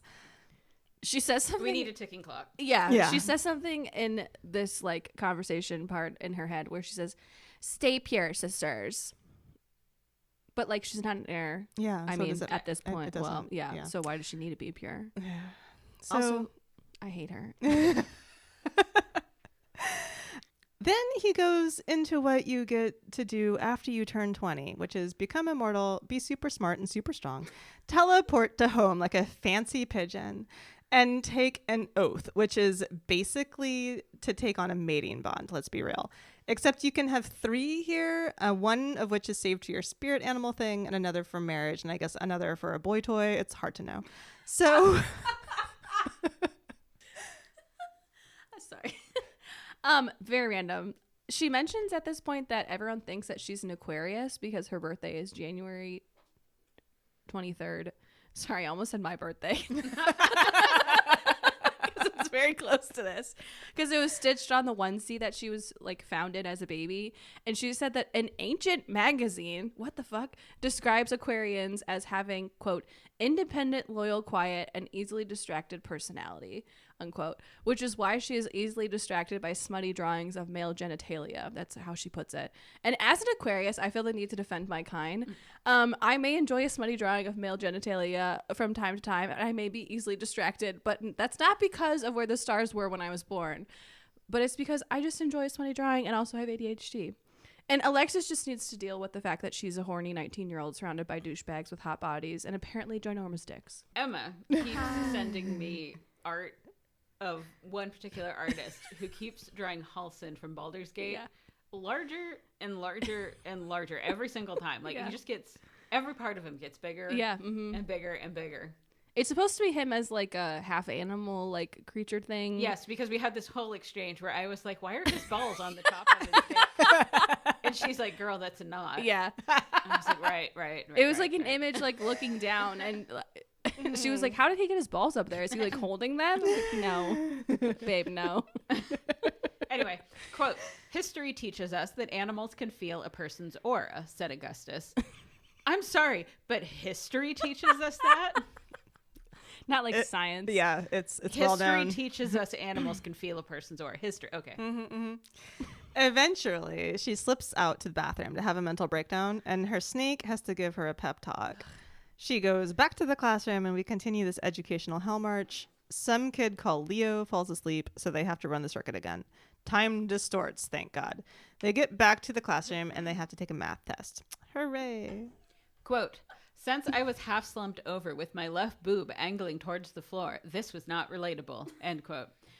I'm sorry, I thought her tits were tiny. Yeah, she talks about when she gets that little athleisure dress that she's like, oh, I don't have to wear a bra. And then all I could think about this whole thing was like, your tits would be slapping you in the fucking face. Yeah. But she doesn't have any. No. We move on to Who Knows When, where Augustus and Alexis have an interaction where he's trying to get her to not be delusional from exhaustion, and she makes a whale sound in response after having face planted on the floor. He picks her up from her face splat, and she says, quote, you saved Big Bertha, the humpback whale, unquote. When I was writing down quotes, this whole part, I like hovered over it and I was like, this is all so stupid. I don't even know what to quote here. Like, I'd have to give context for the whale part and like Wait, I have a quote I want to say. It's not exactly at this part, but it's a similar premise. Like she's delusional from being like beat up or something. I think it's when she punches that guy. But she says, quote, "So I gave him a thumbs up to show that everything would be all right. His frown deepened and I realized I was holding on my elbow, not my thumb. Awkward." Mm-hmm. That's literally how she says it too. Like, Yeah. her voice is so nasally and bad. Yeah. So, okay, after this shit gets hazy, Of course. they get down to 8 initiates because whenever somebody goes out on the run, occasionally they die. 2 weeks go by, she gets picked up by Pacho and Achilles for mentor days. So now it's the beginning of August. So I guess before it was July.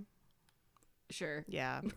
Alexis is back home with Pacho and Achilles, and she won't wake up, so Pacho literally throws her into the sea. Everything in this book is just so over the top that like it makes just everything boring. Like there was a shower and a bath right next to her room. I don't know, dump her in there and turn the water on, or even better, just let her stay in this like apparent coma and die so we don't have to talk about this fucking book anymore. But then they wouldn't be big boy gods. Or like shoot her in the face because they all have guns. Like, This is what I mean, that it reads to me like bad fan fiction. It's It's like, well, what if you threw her in the ocean? wouldn't that be so funny? Yeah. Oh my god. Yeah. After arguing, they sit her down in front of a feast so she can get through the next 2 weeks of starvation. Then she vomits everything up. She tries again and holds it all down, thankfully. She throws up a lot. She never has diarrhea. Oh, never. Never once. Do you think she throws up more than an SJM character? No, I don't think so. No. I think SJM is still the queen of vomit. Yeah. Mhm. Yeah. Plus, she got watery bells in that. Yeah. The name of our group chat. Pacho is like, "You are so weak," and she finally tells him off. Pacho tells her that her strategy now is to seduce the other initiates, to distract them so they fail. She refuses. So he tells her there are only 3 strategies: fuck them, kill them, beat them. They're so super smart, y'all. And why do we need a strategy anyway? If we can think about that for a second, there's no dictate that that only one person can graduate. Right. The only rule is they have to stay alive until January. That is it. So what strategy? Why is that necessary? You gotta be number 1. Quote, "A man was speaking, so I stopped listening." Unquote. Ugh. This is so cringy. This is like something cross-stitch on a pillow you buy on Etsy after searching for feminist home decor. So she threatens to not survive, and they're like, "How dare you?" Quote, "A cloud of clove-scented smoke billowed out of the grate of Achilles' muzzle," end quote. And, quote, "Achilles ate small bites through the grates of his mask," end quote. I don't know why this all bothered me so much. It bothers me because what the fuck is his muzzle doing? Exactly. How big are the holes that he could stick his fingers through to get food in there? Yeah. That wouldn't allow him to be talk. able to talk Exactly. and to use his voice power. Uh-huh. Yes. Like, I would just assume that he has, like, you know, that slurry you have to drink when your jaw's been wired shut. Maybe it's like a mental thing, Mm. like psychological torture, or maybe the author just thought it would be hot. So Karen now shows Also, up. there was an X-Men with this exact power. Sorry, go on. All I could think of is Bane from the newer Batman movies and his like really bad like type voice. That's Yeah. probably what Achilles sounds like in this. Probably. So, okay. Karen shows up. He pulls off his hood because he has a hood on. And he's dangerously attractive. He has blue eyes and black hair. So he's like, in my mind, the main love interest. Yeah. I don't know why I think that. He's also 6'7", conveniently, like everybody else. And he smells like a hurricane. Dead What does fish. that smell like? I don't know. Dead fish. Oh, okay. Salt water and dead fish. Pacho is like, and despair. Pacho is like, "Have you found someone to marry yet?" Like as an opener to a conversation. Yeah, good way to move the plot along. It's very natural. Karen suggests he's not worried about it and eyes Alexis. Pacho tells on Alexis's plan to kill herself, and Karen's like, "Ooh, interesting." Anyway, he's here to go over strategy for their next Titan hunt, which I'm assuming is fuck, kill, or beat them. Quote, His cloak parted, and the Latin word furia was tattooed across his throat, end quote. So many neck tattoos. Super hot. So they go back to talking about the marriage thing because obviously they apparently Olympians are trying to climb Karen like a tree, and he looks at Alexis again. Hint, hint, nudge, nudge for everybody out there who doesn't know what I'm talking about. Then, when they're alone, Karen tells her that if she kills herself, he'll bring her back so he can torture her. He tells her that she was the one who killed Christos, the dude who died before, in the river. Anyway, none of that matters. She takes a shower and goes to sleep, and Karen watches her sleep like a maniac in her supposed dream. All right. You have to do voice. Quote, "If you dare harm yourself," he rasped softly, high cheekbones glinting like razor blades, "I'll bring you back to life and torture you for all of eternity." End quote. Gross. Also, how is he going to bring her back to life? Well, he is Like, is death fake here? I don't know. I don't None of know. this makes I have sense. no idea. Okay. I don't know why I'm asking any Yeah. questions as if there's answers in And this story. the end of this chapter is just a cycle of sleeping and eating and showering and listening to grunting that perplexes her at night when it's obviously Pacho and Achilles fucking. Which I'm sorry, but living homeless in a trailer park, you have not seen people have sex. That's outrageous to me. Or at least heard it. Yeah. Quote, "And once, 3 separate times, I flipped my curls over so I looked like a founding father and pretended to give a revolutionary speech. But each time my speech was too good. The town sheriff shot me for insurrection, and I flailed dramatically in the shower, died while my fellow rebels watched in horror." End quote. So this is puzzling to me. Yeah. First of all, what does she mean by, "so I look like a founding father"? I highlighted the same thing because I had the same exact thoughts. Yeah, so what does that mean? Like, does she mean she brought him to the front like a beard? Because our founding fathers in America did not have beards. Almost any of them. It wasn't really the fashion at the time. Yeah. And my speech was too good. The town sheriff shot me for insurrection. Okay, did you think town sheriffs were shooting our founding fathers? Like, what two different historical things are we combining here? This does not make sense to me. Yeah, No. but it also implies that the U.S. was founded by George Washington and co. against, like, someone, probably the English or the British. Even though, like, there's this demigod shit happening, like, what? Also, there's no way her, like, scissor slurping foster parents ever took her to a pool. So, like, if she's doing the thing where you do in the pool where you put your hair in front of you when you come up from the water and then you flip it over so you have, like, the little curl that they, seem to all have back then, how would she know how to do that? She wouldn't. Like, I don't need authors to have, like, a J.R.R. Tolkien level of world building here, but, like, I don't know. Actually, I'm just going to give up because there's so many other things in this book that we could be complaining about. Is that what she means? Is like those fucking wigs? That's what I like thought. Parliamentary wigs? Yeah, that's what I thought. Yeah, maybe. But also, I just had this thought while you were reading. She has, like, long, blonde, curly hair, and we don't talk enough about how she keeps it out of her fucking face while they're doing, like, the biathlon. This is true. She never has a hair tie. It's because, yeah, I know, and it's because the author has, like, very straight hair. I Googled her. All right, we go back to school. Alexis is like, Do we have to? yeah, we do. That's all this book is. It going is back to just school. going back to school and then going back to the man cave. So Alexis is like, I guess I should learn the names of the other initiates. I'm not going to do that. A week passes pretty quickly, but they haven't run the circuit and no one has asked questions. So she's in a state of anxiety about when those things will happen. Augustus brings another Spartan in to talk to them about what it feels like to use their powers. I don't know. Then time blurs because we have to sit with Alexis through this excruciating span of time that is not interesting. They are tested. Alexis doodles a penis on the page. Which she just learned about. Yeah. Really, yeah. Then they decide that school will last another 2 weeks, prolonging this hell. 2 quotes from this chapter. Number 1, quote, "Don't give me that look, bird. I know you're a surveillance drone." End quote. And, quote, "Free the nipple, lips, vaginal, and sirens from sexual servitude." End quote. Okay, the birds being a part of the surveillance drone, like, what's the quote from the internet? the birds work for like the bourgeoisie or something. Oh, yeah. That like through line through this whole book really pissed me the fuck off almost more than anything. Every time it happened, I was like, I need to take a break from this book for a while. Yeah, she thinks she's being funny. She's not funny. She's not funny. So eventually, this Drex kid tries to make an alliance with her. He needs tutoring. She needs help with the death marches.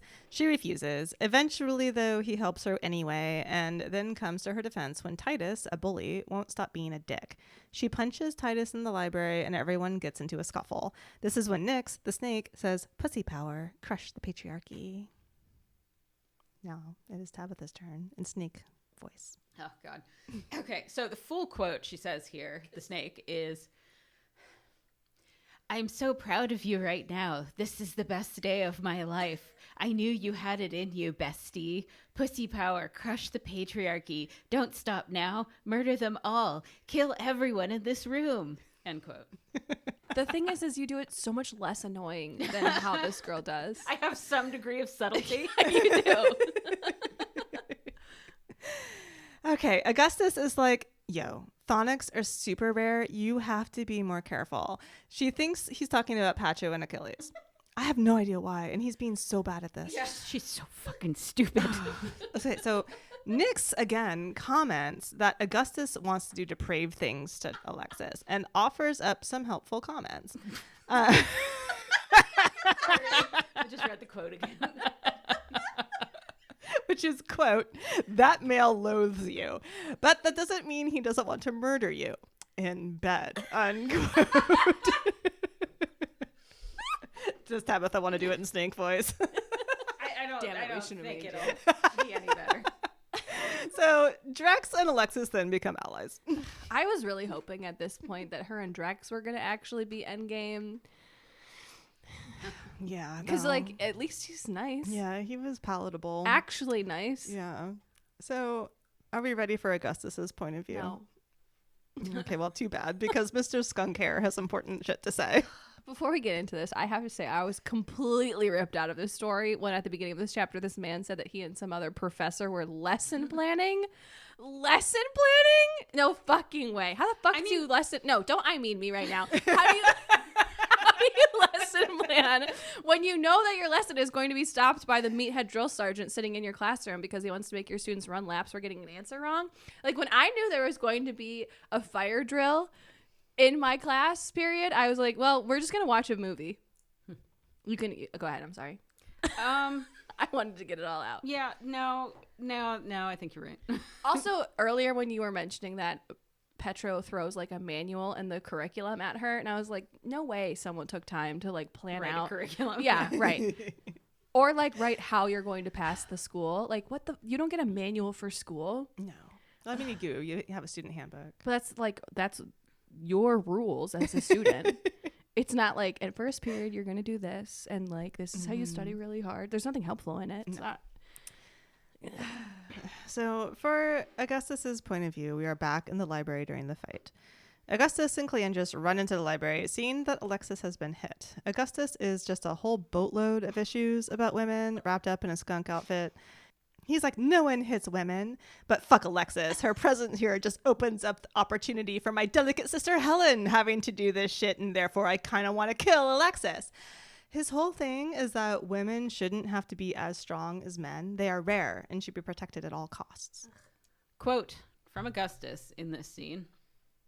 Quote, "My silk boxers grew tight and I instantly loathed myself." End quote. You should. Why is everyone so bricked up for this malnourished teen? I know. And also, you're her teacher. Yeah. Like, Yeah, a lot of fucked up things happening. I know. All right. So he sees Also, that. everyone needs to stop describing their erections. Yeah. They aren't even describing them. Like, they're not telling Just us how tell me, long they are. don't tell me. Also, he apparently wears silk boxers. Okay, whatever. It just feels really uncomfortable. He sees that she's beaten up Titus and is like, well, I kind of respect that. But also, she's here to make a statement about women, and I cannot allow it. So he approaches Alexis while having a shit ton of emotional turmoil. Also, his silky boxers contain an erection. Whoa, this is so wrong, he thinks, for he is her professor and older and a psycho. He walks away and punches a stone. I don't remember that. Yeah. He runs the circuit for some head clearing and returns to watch Pacho and Achilles take Alexis back to their man cave. He goes and gets the boys who attacked Alexis and uses his power to make sure they don't hurt any woman ever again. After that, he decides to go hunt a Titan, and Domos leaps to somewhere he didn't mean to leap to and gets pissed because damn women be so distracting. He decides to tell Karen that his plan is the only way. Oh my God, I hate this man. And I know I've already said this, but out of the two love interests, he is the worst by far. I feel like... Insane take. They're equally terrible. No, I feel... He is like an aggressive misogynist. The other one is literally threatening to kill her all the Yeah. time. I know, but like that... Listen, it's like normal in the mafia romance. So I'm like, I see where you both are coming from, and I respect both opinions because I see what Tabitha's saying. They're both shit. They are, and I see what Emma's saying that Augustus is even worse shit. yeah. No. I think they are both absolutely heinous. Augustus is like shit that a dog shit out and then ate and then barfed it back up. And Karen is just like wet shit. You know? Like when dogs there is a difference, however slight. Exactly. I had a lot of crises reading this book, and one of them was like, kind of culturally, why would this be considered attractive? Like, is it not the standard that when you're 19 and you watch your fucking wiener boyfriend punch a hole in the drywall that you don't immediately get the ick? You would assume. All of these love interests, because we'll see what eventually happens with Patro and Achilles, but all of these men just like punching shit because they're so mad, and we're still supposed to consider them attractive, right? Like yes, in like the mafia romances that I end up reading and like enjoy a little bit, there is like some sense of like, I'm strong, I will protect you from this terrible danger, which is like comforting at times. Like the world is scary, but also like the men are usually the reason why these women are in these predicaments. So it's like, well, it's also your fault. But here it's like, it's none of these men's fault or even Alexis's fault that she's here.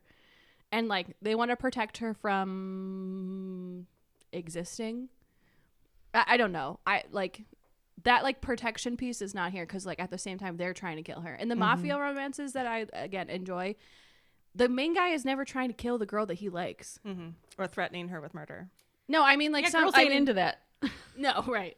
I mean, sometimes they get like kidnapped and like forced marriage type stuff. Again, it's not good. I would never want that in real life for me or anyone. But this is by far way worse. Like nothing about this is. I'm worried for society that this is like a popular book. Yeah, that this got picked out of indie.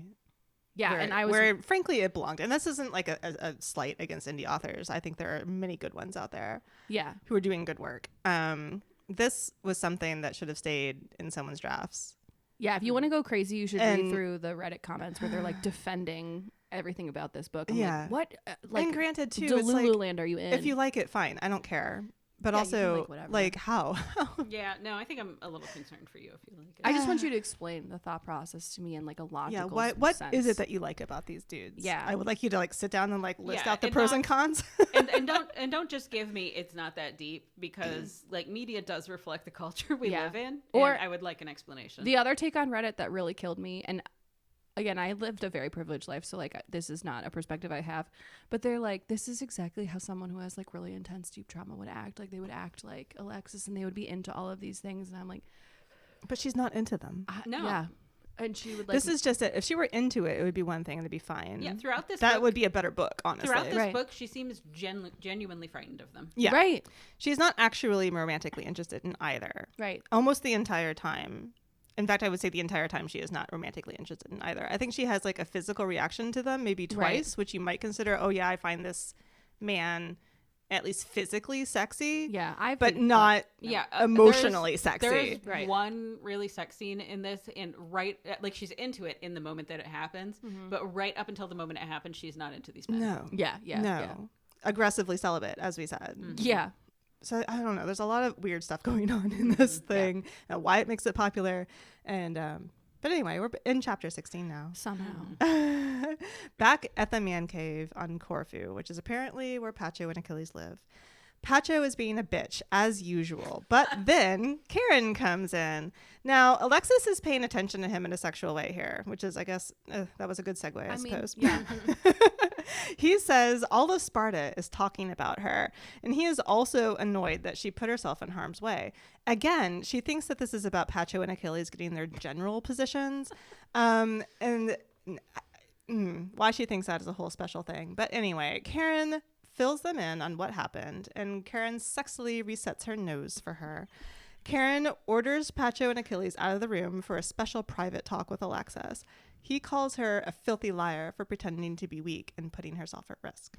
Quote, Achilles cracked his knuckles. Death was spelled out across them. End quote. Like, how? This bitch got 6 fingers on one hand?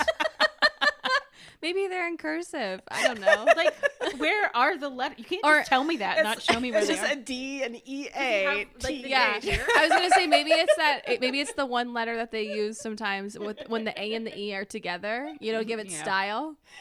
I could totally see someone doing that. Who tattoos your thumb knuckle? That's not a thing. I know. I read that line as I was going through the notes earlier, and I was like literally trying to hold my hand so that my thumb knuckle would be in line with my other knuckle. Like, even if that was what he did, like when he's punching someone, it would just be ETH coming at them. Oh my god. He probably How many people's last thoughts were what? Can this guy spell? Okay. He pushes her against the kitchen counter from behind, so there's that visual for you. She says his name while trying to convince him she had it all under control in the library. And he's like, how dare you? It's not pronounced Karen. It's pronounced Haron. Get it right. Like, fine, I guess, if that's how you want to pronounce it. But actually, Karen is totally fine. You can pronounce it that way, too. Oh my god, the like Karen bit was the only thing that was actually funny on purpose. Like, set up as a joke and made me actually go when I read it. I don't know how it was in the book, but like the narrator actually kept up the bit until now, so I'll give her props on that. But I was literally bamboozled by thinking that this guy with a monster cock was like had bedazzled jeans and a pixie cut for the longest time. Yeah. He pulls her hair and makes her say his name right. She's like, oh no, this is sexy. Anyway, he's like, I'm proud of you, but never do it again. So, mixed messages. He departs. Quote, I was staring at his male thigh crotch region like a weirdo. End quote. And nearby, Nyx is having an emotional orgasm over this. Quote, he's driven and relentless. He's not one of those sissy boys today who don't even know how to kill. End quote. The next day, she goes for a swim and is interrupted by men with cameras. These people are what are called Spartan chasers. Karen is like, well, this is unacceptable, and gets out his gun and disappears. So Pacho and Achilles and Alexis go walk out on the deck to watch. Meanwhile, we get an explainer on what WSDL mean. Death and Lies are Achilles and Pacho, actually. W and S are Augustus and Karen. So I cannot even begin to give a shit about this. Doesn't matter. None of it matters. The thing that really pisses me off is she said at the beginning that people, human beings, gave them these names. So why are we doing this? These are barely names. These are like nouns. What is it? War, sex? What is Death and Lies, Achilles and Pacho. Also, War and Sex, Augustus and Karen. Why is Pacho lies? That's his power. Yeah, he can lie. No. He can tell He when can tell lies. people are lying. Yeah. Is that common knowledge? Because we don't find it out until like There's the a end. couple times The that it very happens end. where like as touching someone and they lie and like his eyes go red and he's like, that's a lie. Oh, yeah. It's a long book. It Really is. How many? is. Isn't it like 500 and something pages? It is, I think, It was close to 16 hours 500. long, the audiobook. Yeah, It it's was really long. unreasonable. So they watch Karen kill the cameraman. And then Karen licks his bloody dagger and like poofs away.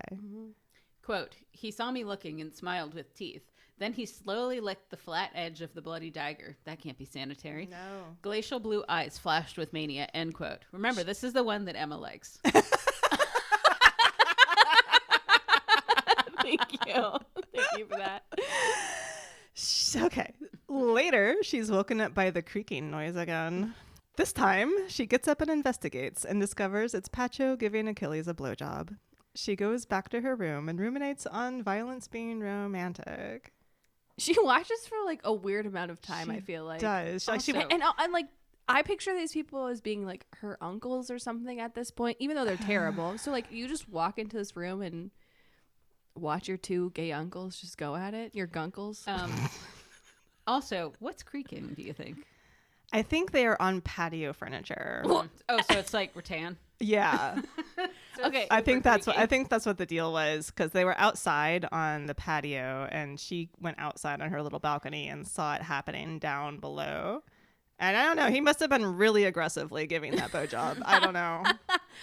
I listened to this book at like 1.75 and I usually can only handle 1.25 because I get distracted. I listened to this book. By the end, I was up to 2.20 speed. You're a psychopath. 2.20? Yeah. Wow. But so like again, I get distracted and sometimes I have to come back, so I can only listen to it so fast. You okay? Fine. Okay, good. Maura being so caring. I am. From doing all these voices. Gotta rest that voice, girl. But there's so many details that I missed because I was listening to it so fast. So when I first was listening to this blowjob scene, I thought Achilles was giving Petra the blowjob, and I was like, how does that work? Just through the slots, you know? He must have a pencil dick. He has a very narrow dick. All right, they go back to school. Also, Achilles doesn't even jerk him off. I know. What is Pacho getting out of this? I know. Do we see the end? Does she watch all the way to the end? I think Yeah. she does. Yeah, she does. What a fucking freak. I hate her so much. All right, they're back at the school. It's time to visit the menagerie. It's kind of like in Encanto when they open that one kid's room and it's a jungle inside. Yeah. That's basically the vibes. Quote, "Move your sorry asses right now," the general whispered sharply, "or you'll run the circuit until your dicks fall off." It pursed my lips. So, would that affect the vagina as well, or was it just a end quote? She thinks she's so funny. She does. She really does. She Of course it would affect the vagina. Those lips Your are falling labia off. would fall yeah. off, yeah. The lips, vaginal, would fall off. Right. Yeah. In parentheses, she's like I a big pursed fan my of lips, vaginal. I was gonna say this author uses parentheses a lot. She does. It's not common that you see that sort of stuff. I kind of think of it as a mark of a... Yeah, she's bad. Anyway. She finds a mutt-type puppy that seems to like her, but more concerningly, all the animals sprint from her presence. She names the puppy Fluffy Jr. after their dog in the human world. Do we ever figure out why the other pets don't like her? Because she's not an Olympian like they think she is. Oh, Yes. okay. But they don't seem to go away from Drex. Because Drex is not. They don't seem to go away from He's a- Augustus. See, that's just That's it. what I'm They saying. all have one. Yeah. He has one. Is it because she's a girl? The animals are also Pacho, Achilles. misogynistic. It's fucking bad writing. Yeah. No, yeah, because that's the reveal. She's chthonic, right? She's chthonic, everyone. But like, Yeah, what were we talking about? Tabitha just gave me a look like she was going to say something so serious. I was so ready for it. Yeah. I was like, please tell me the logic here. and that's then the reason why they just- keep running away. Oh, she's not Olympian. Oh, Just bad writing. yeah. But everybody else has one, so what the fuck? Yeah. Okay, anyway, doesn't matter. Moving on. They have to go back to the classroom for more mind-numbing teaching. Time ceases to exist again. Misery is ever present. It is a slog of tests. Everyone does well enough to stay this round. They get a treat. The symposium. But they have to be back by dawn. Otherwise, they're defecting, and that will be elimination via death. Augustus makes Alexis stay behind after class after this announcement. And in this detail that I'm about to give you, Augustus smells like a lightning storm. What does that even smell like? Worms? Probably what it smells like in this I room right now. assume What Sweat? I assume she means like ozone. Zeus wants to meet her before the symposium. Also, women are usually forbidden from the symposia, but since she's a mutt, untrained in their ways, there's no honor to be lost in her going. So whatever, she can watch the sexy times if she wants. She says she'll go meet Zeus at the symposium, mainly because there's food there, and Augustus, being a total asshole, is like, how dare you want to eat food? Did I not just tell you women weren't supposed to go? I mean, what are women allowed to do in this world?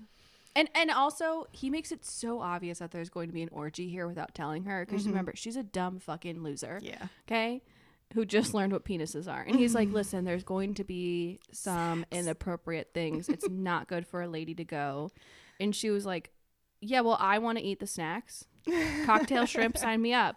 And he's like, no. Like, clothes might be in, coming off. And she's like, yeah, it might be hot. Sure. People get drunk. And he's like, no, like, people are going to be fucking.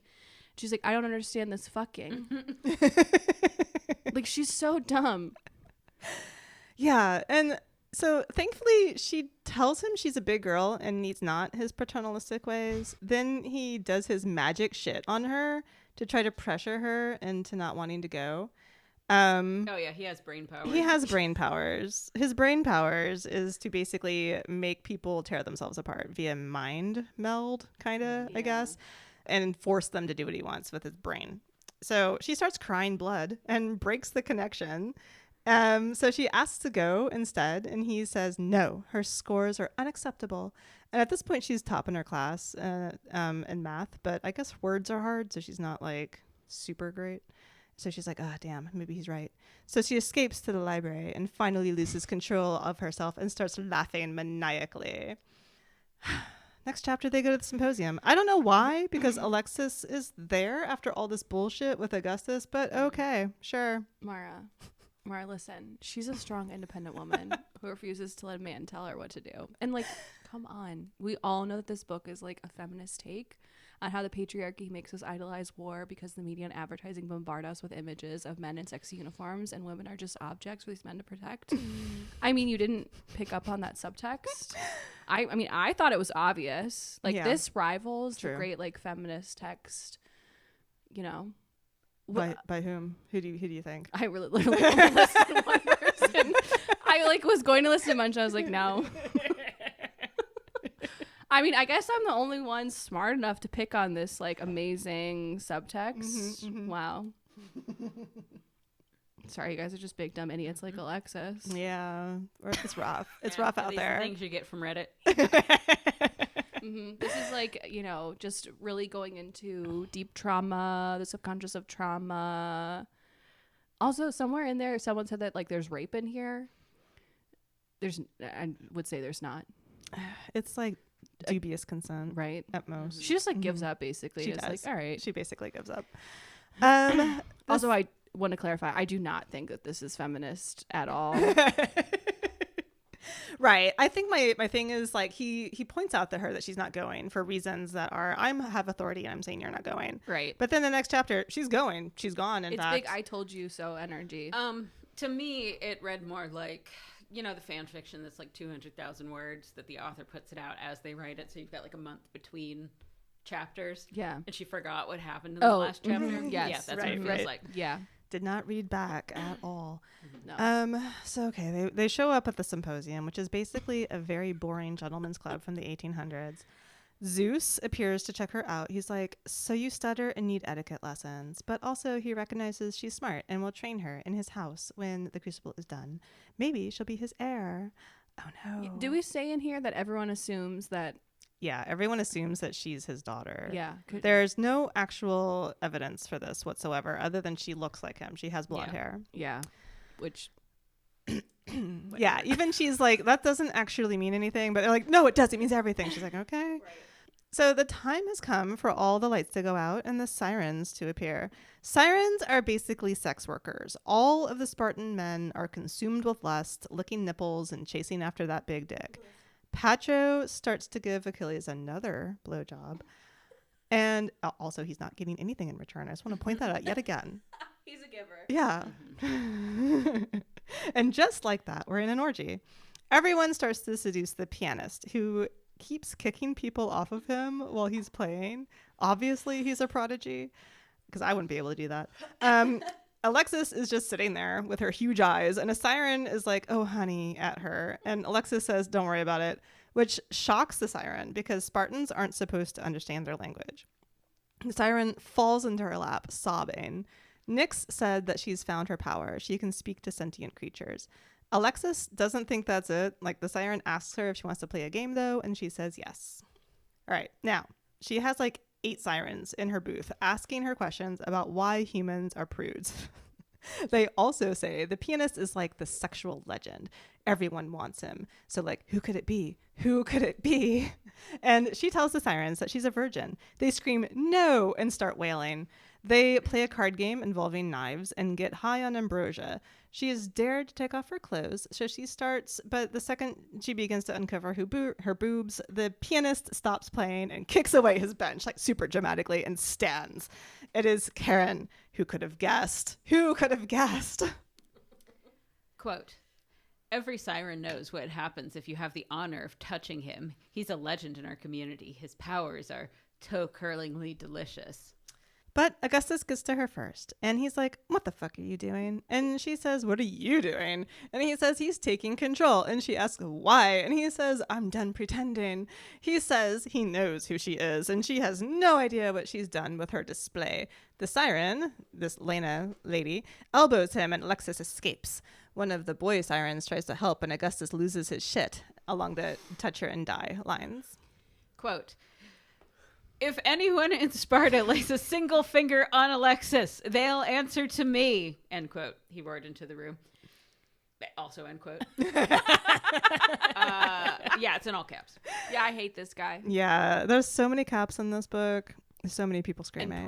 In parentheses, yeah. Alexis has a panic attack. Lena is like, you don't need to let him treat you that way. And I'm like, yeah actually. Maybe this is a feminist book. And Alexis puts her big girl panties on and tells Augustus to fuck off. She's not leaving. So Augustus picks her up fireman style and carries her back to school. He's like, you get 1 hour of punishment. And she's like, why? And then Nick says he's probably into you. And honestly, fuck Augustus. Fuck him. Just fuck this character. He's just the worst. Yeah. But Nick says, you need to get dick down. Yeah, for some reason, like halfway through this book, the snake gets real horny. Oh my God, so horny. And horny for men, too. It's super weird. Like, she's a snake. I just want to point that out yet again. Yeah, human men. Yeah, so she passes out and wakes up on a velvet chaise, tucked under a blanket. She's bruised from Augustus's petulant march back to the school. She decides to start studying and finds a card with a threat on it, which says, leave Sparta now. And her thought is, like, that's super corny. Then she finds a present, and inside are 2 eyeballs, a nose, and fingers with gold rings.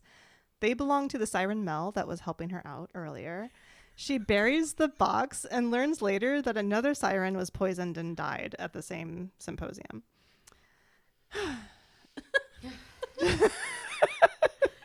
I'm just laughing at how stupid this all is. Mm-hmm, mm-hmm. Yeah. After, she has a staring contest with Augustus after he asks her where bull jumping happened in his story that he's been reading. And she says, Mycenae. And I was expecting him to be like, bitch, no, to the circuit with you. But he just looks at her and he's like, whatever. And she's like, I wish I felt satisfaction. I just want to point out that bull jumping did not happen in Mycenae. Also, remember, she's never felt pleasure. I was thinking that as well.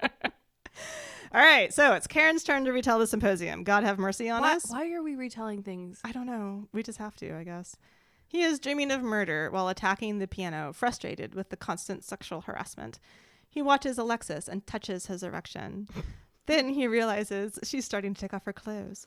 Then he sees Augustus catch up to her and gets even more horny somehow. Apparently, they have been fucking people together for, I think the quote was hundreds of years, even though they're only 26. So I don't know what that means. He's like, the timeline has to be accelerated. He starts to touch himself and plans to, quote, ensnare, unquote, Alexis. Okay, 2 thoughts. How is he touching his penis and playing the piano at the same time? Talent. Mm-hmm. He's a really talented pianist. Nice pun. Thank you. Thank you. I hate that. I hate myself for that. Number 2, he's supposed to be 26, but when Alexis was 11, he was 23. And she's now 19.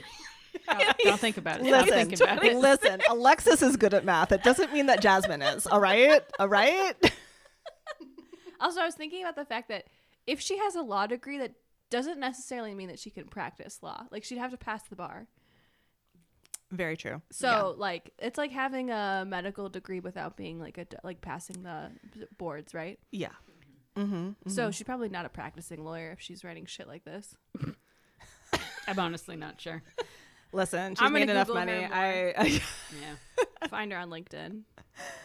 All right. So we skipped to late November. Thank Sure. God. Alexis is on Corfu again at the man cave, dreading having to go back to school because life is a blur of torturous monotony.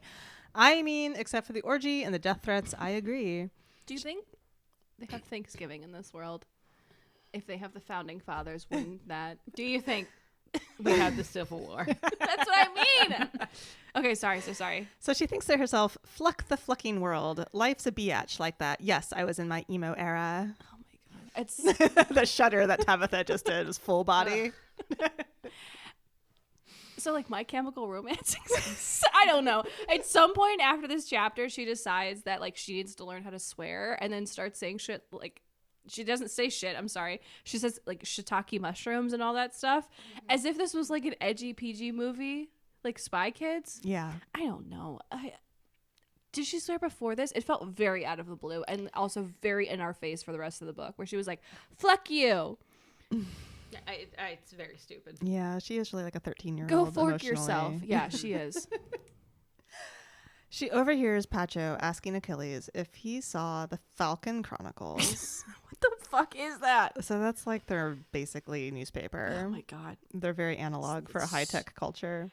Apparently, Karen has chosen a betrothal. Oh. Karen is like, yeah, something like that. Alexis slips in and reads the story and runs into Helen, who essentially starts having a conversation with herself about phonics and how there are no men to date. Anyway, after that, she goes back to school. One of the boys tries to talk her ear off while they're studying, and Augustus loses his shit at them. He's like, "It's a library, not an orgy." He demands that they run the circuit as punishment. The Titans attack. One of them kills Leo, whoever that is. Who cares? Then it's... Then this Titan is hit with something invisible. Then there's a boom, and Karen just shows up and murders the shit out of the Titan while talking to this invisible thing. He walks up to Alexis, and there's this kind of moment where he makes sure she's okay, and then he's a dick and screams in her face about why she's always putting herself in danger. And I don't know, maybe that was Augustus. Maybe It's we Karen. can... No. Augustus was the one who put her in danger. Oh. Karen was a dick. Anyway, go on. What was the voice I didn't hear? Quote. Why the... No, that's not it. How did I do this? It was like It was like It was mad. It was that I like put my gravelly, mental raspy with a status little in bit. generals and Yeah, with a and little bit of big. southern you got it, twang. you got it, yeah. Blinked up at him as he bellowed into my face. Okay. Yeah. Quote. Why the fuck did you not run away with the rest of the initiates? Your life was in danger. Thonic fucking life. End quote. I blinked up at him as he bellowed into my face, numbness washing over me in an icy wave. He's mad that I put my mentor status as generals at stake. End quote. She's such an idiot. She's so really fucking dumb. stupid. God. Okay. So he then seems to realize that he's triggered her childhood trauma and literally apologizes, which I think is the only reason Emma thinks to herself that he is like a slight peg above how terrible Augustus is. Yeah, not this part where Absolutely he was like, "Don't put your life in fucking danger. Why'd you fucking run away?" It was like when the doctors are like, she's like, has to be naked for the doctors or something, and she's not comfortable with this because remember, she's never been hugged before, and she's never had pleasure before, or been happy, or really had a bed. Yeah. And that's when he was like, "Everyone get the fuck out. Only one person can be in here, and you can't see her naked." And it was like, "Aw, that was nice." But then he goes back to being terrible. Yeah. But like Augustus is never even like, I never got an that was nice from him. Yeah, there was never any of that. Yeah, thank you. So they bamf back to the library, and when a doctor tries to heal her, everyone's like, "No, he almost saw her nipples. The dishonor." She's fine. They go back to class. Augustus is an absolute prick who is like, next time, run away from danger, not toward it. So now we have to pick up with Augustus, who tortures the doctor who tried to look at Alexis's nipples. Or as my son would say, nibbles. Pervert. Turns out Augustus was right to be pissed off. The doctor wanted a glance at some Spartan lady nipples because there are so few. Augustus makes him tear himself apart. Quote, "Don't hurt me," he begged. "She's just an Olympian mutt. She doesn't matter. She doesn't even know. It wasn't a big deal. I just wanted to see her chest. Just a glimpse. There's so few Spartan women," he babbled. End quote. All that just to see her tiny tits. why are these doctors like sexually repressed teenagers? Why are they all sexually repressed Like teenagers? I said, why is everybody the worst for no reason? Yeah. I know. And like when I talk to my friends who are doctors, they're like, seeing people naked is like so normal. You know, like the amount of times you have to stick your finger up people's butts for, you know, for like prostate exams or whatever. It's just, when you're in doctor mode, it's nothing to you. Yeah. But this guy's like, oh, I gotta look at some lady nipples. Yeah. I can't wait. So right on the heels of that nightmare, we have Karen. He shows up and says he's glad the doctor is dead, but also he's worried their plan might be too much for Alexis. See. Yeah. She's got some deep down trauma, he says, that they don't know about. And Augustus is like, fuck that. We stay the course. See what I mean? He's an absolute trash bag of a human being. So why am I defending him right now? I don't know. That's your choice. because they're both Because I feel like I have to win this fight with you for some reason. It's okay. So back to Alexis, beginning of December. We are being semi-catatonic at school now. Like that's basically all she is. It's just like basically like dead on the boring. floor. Yeah, it is really boring. Augustus is trying to teach them the Domus trick, and he says to envision something having to do with home. Alexis envisions Charlie and accidentally says so out loud, sending Augustus into a jealous rage spiral right there in class. She refuses to tell him who Charlie is, so good for her. She starts hearing voices, time warps, blah, blah, blah. They go to the menagerie, and Augustus takes a moment to corner her alone so he can ask who Charlie is. He tries to force her to tell him with his mind, but she manages to resist it again. And then he gets all gentle and sits her down by herself because, you know, that fucked her up. But then time warps more and she's in the menagerie. How? Who knows? Augustus finds... Were they already in there? No, they were outside in some broom closet. God. Yeah, so now she's in the menagerie. She's not sure how she got there. Because time, it's all warpy. Augustus finds her there and she gets pissed yet more. Time shifts more. Blah, blah, blah, blah. They study in the library. She gets another note telling her to quit or else more Titans will be released on her. They are called from the library, but one of them keeps sleeping off. So off they go to run the circuit again. It's freezing. She gets frostbite. She's picked up by Pacho and Achilles, and Karen and Augustus all dunk her in a hot tub of water. No, that's Yeah. not how you help with frostbite. Well, here it is. Later, Augustus tries to nurse her, and she tells him to get the fuck out. He forces her to take medicine and tells her the evil thing known is best, but, you know, in Latin. She asks which of them is the evil thing, and he doesn't answer, and he leaves. Quote, "Are you sure about that?" he asked slowly, voice smooth and dangerous. "Nota res mala optima. An evil thing known is best." I want to point out that comma, nota est mala comma optima, that is in the quote. Maura, make this make sense. So I actually took the whole thing and I put it into Google, and I have found that there's a comma. I did too. I know. And I'm like, she pulled it straight from Google, obviously, but I keep looking at it. I'm like, why is there a comma there? Because it's basically the devil you know, right? Mm-hmm. So like, but why? Why is there a comma there? Yeah. The evil thing known, comma, is best. I don't know. It makes no sense to me. Moving on. This is approximately the point that I gave up with quotes. I was doing this honestly. I'd already listened to the audiobook and I was going back through the ebook and like skimming it to pick up the quotes. And I was like so angry I was sweating.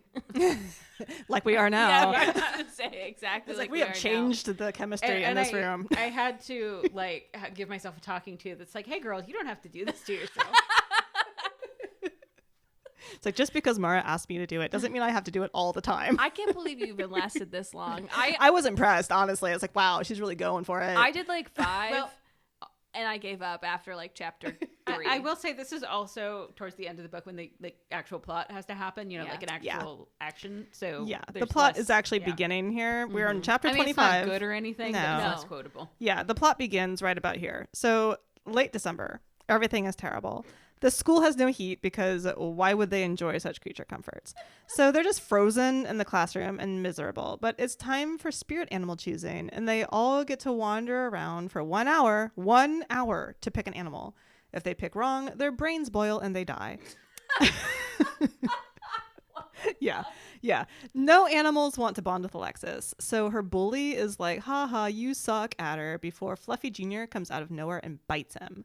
To keep Titus from retaliating, she bonds with Fluffy Jr. and it works. They leave with Fluffy Jr. and Augustus is naturally a total ass about this development. Why, I don't know. tries to rape her mind again for no apparent reason, fails, and is like, well, I guess that's all. They brush against each other as she passes and they get the tingles. Like, how? Okay. So what the fuck is the point of these interactions? I swear this book could have been a little bit fucking funny and entertaining and a dark romance all rolled into one. Like, if Jasmine had wanted romance, it's absolutely in the fucking toilet right now. Yeah. Augustus makes no damn sense. Their conversations, quote, conversations, for lack of a better word, are fucking the same each chapter. And I feel like semi-catatonic right now because, like, where is it going? He just does the same thing. She reacts the same way. They continue this circuit of doing absolutely jack shit, and it does not go anywhere. Where is this romance? Where is the romance here? It's not. There is no romance. I feel like this is like the proximity theory. Yeah. Where you're just like, I'm just there all the time, so I'm your only option, so you'll like me. Yeah, this chapter really broke me in terms of, like, are you going to tell me that at one point Augustus is going to become a romantic lead? Yeah. Are you really going to try We got to that tell clue me the that? second that he had his own POV chapter. Right, yeah, And it's like, said, I knew. "Oh, But right here no." I was like, are you fucking kidding me? Yeah. Yeah. So chapter 26. Everyone shows off their spirit animals, and later they have to run the circuit, mainly because Augustus hates Fluffy Jr., again, for no fucking reason, and says he's useless. Again, I don't know how, which makes zero sense, because one of the initiates bonded with a fucking squirrel. It was so stupid to have everyone hate this dog thing. Yeah. Like, because everyone does. Everyone hates Fluffy Jr. It's like, we get it. Everyone else is so uncool and so mean to her for no reason, but she knows the dog is cool. That's literally what this is. And it's just a fucking dog. Well, Yeah. isn't it like deformed or something? It is, but they don't say it's like an how. inbred No, dog. I know. Yes. Okay, and yes, you're right. Everyone is so uncool. All of their animals are so unfucking cool. They're all like birds or rats. There's a lot of birds. There are lots of so birds. many birds. Just so I you can want have to that point out that- stupid fucking joke. Augustus has a fucking raccoon. I know. It like literally, like trash eating animals are the other, like a squirrel, and she gets some sort of dog that is never described, just as No. being like weirdly misformed. So like, is it a pug or something? It's large, though. I know, which is why I was like, and it's And like I'm like- white or something. So and it's it's like, like, a but why do derpy you golden hate it? retriever? And why do you hate it if it can actually protect her? It bit that dude's arm Right. just fine. I It's was- doing its fucking job. This So is- what do you care? Yeah, you know when like a dog has like cancer and it has like that huge lump on it. I was picturing that, but like all over it.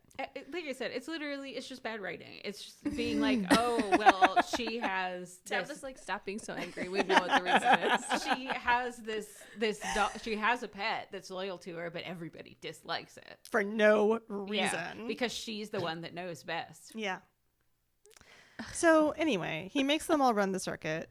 And I hate this man so fucking much at this point that I just really want to drop kick him. Yeah. And Fluffy has to run the circuit too because because that's just how it is. He wants to get rid of Fluffy. He's hoping the dog will die. Dogs love running. I know, but of course he loves it. So fuck you, Augustus. Anyway, this is a good time for Patro to suddenly become nice, and they have an actual conversation about what his power is. Basically, the whole telling truth thing. And then he thanks her for not trying to fuck Achilles because they're together but bisexual, so no one takes their relationship seriously. There is absolutely a moment here too where I was like, oh, they're setting this up for a foursome. Uh-huh. Yes, I had the same Well, thought, and I was, technically They five, but- I absolutely was are. really worried. Yeah. I don't want that. All right. Then this dude named Maximum kisses her. I don't remember who he is. It doesn't matter. It is confusing, and I hated it. She gets to go back to the man cave. January arrives, and we are finally closing in on the fucking ball that will end this torment. Of course, a ball. Prom. They go back to school. Maximum doesn't show up. Huh. I wonder why. She goes to the library and finds another box with Maximum's eyes in it. Ew. Yeah. So 2 weeks later, the ball. Thank fuck. Yeah. Helen dresses Alexis up as a lion because it's a masquerade for some reason and says, quote, cunt, absolute cunt, served, unquote. Again, shudders were had all around the room. Which even Alexis is confused by this. So I guess this is something we should all be confused about. I'm surprised she even knows what the word cunt means. Right. They arrive at the ball, and it's every Spartan ever, which makes no sense because they all filled a Colosseum before. So I guess that's thousands of people. I don't know how many we're talking about here. I thought there was only like 100 of them. I thought so too. I thought but that was at the beginning of yeah, like, well, at the very time. beginning, and then I think they procreated more with people. Blah blah blah. Who cares? It There's doesn't no way matter. this author like kept a count. It's just like, how many are there? It doesn't matter. We'll just say a large number. They can fill a Colosseum and or a room. It's hard to know. a Coliseum or a warehouse, Yeah, much in a the same Walmart. much in the same way that time is constantly blurring, so is space. Space is relative. It's fine. Zeus corners her for, quote, hours, unquote, and implies he'll give her a crown. Okay. I should mention that all the heirs are running around wearing crowns all the time. So, like, imagine Augustus and Karen, but with crowns. Okay. So, after this, two dudes in wolf masks and voice modifiers corner her and insist on dancing together. It's a lot. They touch her braless nipples. One says, quote, why the fuck are these out? You really can't take care of yourself, can you? I didn't do Unquote. the voice. I didn't. You did. You can do it. I don't even know if I can make my voice that low. I know. I can't do it. Why the fuck are these out? Yeah, blah, blah, blah, blah. So, okay. They call her Carissima, which is my dearest in Latin, and exactly what Karen calls her. And Caris, my dear in Latin, which is exactly what Augustus calls her. Not that we didn't know it was them, but it takes her a really long time to figure this out. I'm like, dude, how are you this dumb? Hey, I got a question. Yeah, Yeah. go for So it. we talked about how we didn't use any of the like Roman pantheon of gods. Mhm. Yeah. Why are we speaking Latin instead of Greek? Yes. That was also in my head about 35 minutes ago. And I was like, why the fuck are they talking about Latin all the time when ancient Greek is right there? Yeah, probably because that was harder for the author to learn. Uh-huh. Probably because it was. Even though she did a shit job I was with gonna the say, Latin. did she learn Latin or just Google a bunch So of shit? usually you have to take Latin and Greek, but you have to Yeah. take more of one than the other Oh, to 'cause get she's the the degree. classics degree. That's Mhm. right. Yeah, I majored in classics, but I took mostly Latin. But I had to take 2 semesters of Greek too. Oh god. And I was much worse at Greek than Latin. I've heard Greek is really hard. it is because it's a totally different. Yeah, yeah. It's different. I know the Greek alphabet, but that was because I was in a sorority and we sang a song. Go Greek life. I didn't get that, sadly. Yeah. Pacho tries to save her, but it's Helen who actually does and delivers her to Professor Chris Pine. Remember him? He was like, hey, maybe we could get married. Out of nowhere. But then one of the wolf dudes attacks him with a knife, and then Titans show up, and a dude in a jaguar mask kidnaps Alexis. Why does everyone like her? I don't get it at all. She's not funny. She's apparent. She has no boobs, Like Well- I said before, everyone's bricked up for a malnourished Yeah. 19-year-old. Yeah. and she has blonde hair. So here's the answer to the mystery, which if we didn't realize there was a mystery, there was. It was those index cards that were threatening her and the Titans that were going after her on the hill. And it's been Theros all along, you guys. Not Theros.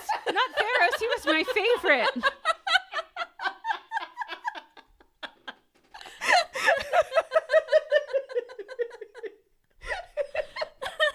My favorite boy. I'll have to take my fan art of him down.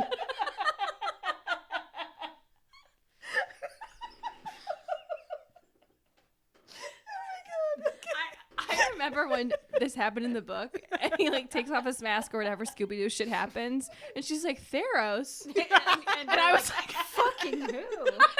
Yes, that's literally what happened. I was at my computer listening, and I had to pause it because she was like Theros. And I, who?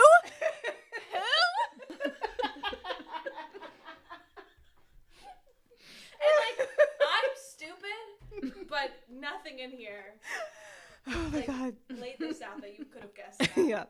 So I absolutely did not mention him. Because the book Why didn't would either. you? He was mentioned like twice. He in was. passing. He was mentioned twice in passing. He was the guy who came to show them like what it feels like to use their powers. Oh, he was? Yes. And he explains like because his powers have something to do with putting up some sort of like force field around himself. Basically Oh. puts himself in a protective hamster ball. Yeah, he can put himself in a hamster ball. He's exactly. Bubble Boy. He's also Zeus's heir. Yeah.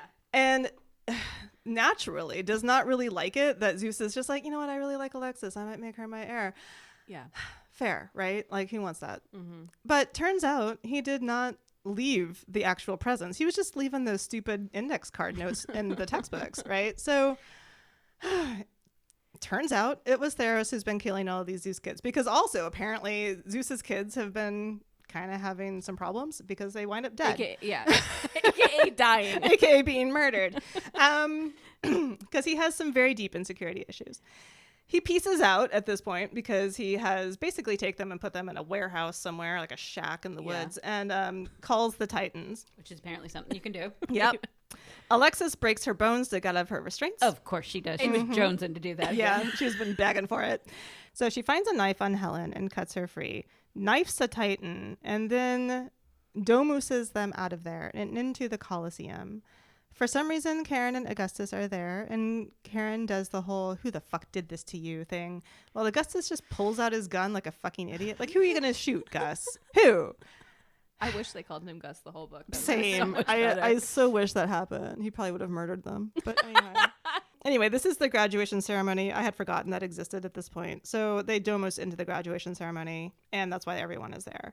And at this point, she takes off to confront Theros, who is also there for some reason. So Alexis is strangling Theros. I want to point out that she is doing this with broken hands. Yeah, that was yes. She like breaks all of her fingers to get unshackled, and then somehow uses them to Strangle. knife people and strangle people. Yeah, it's bad. So Theros has this shield power thing that we talked about, but he didn't get it up in time. So they're both trapped in the shield as it takes a while for it to dissipate.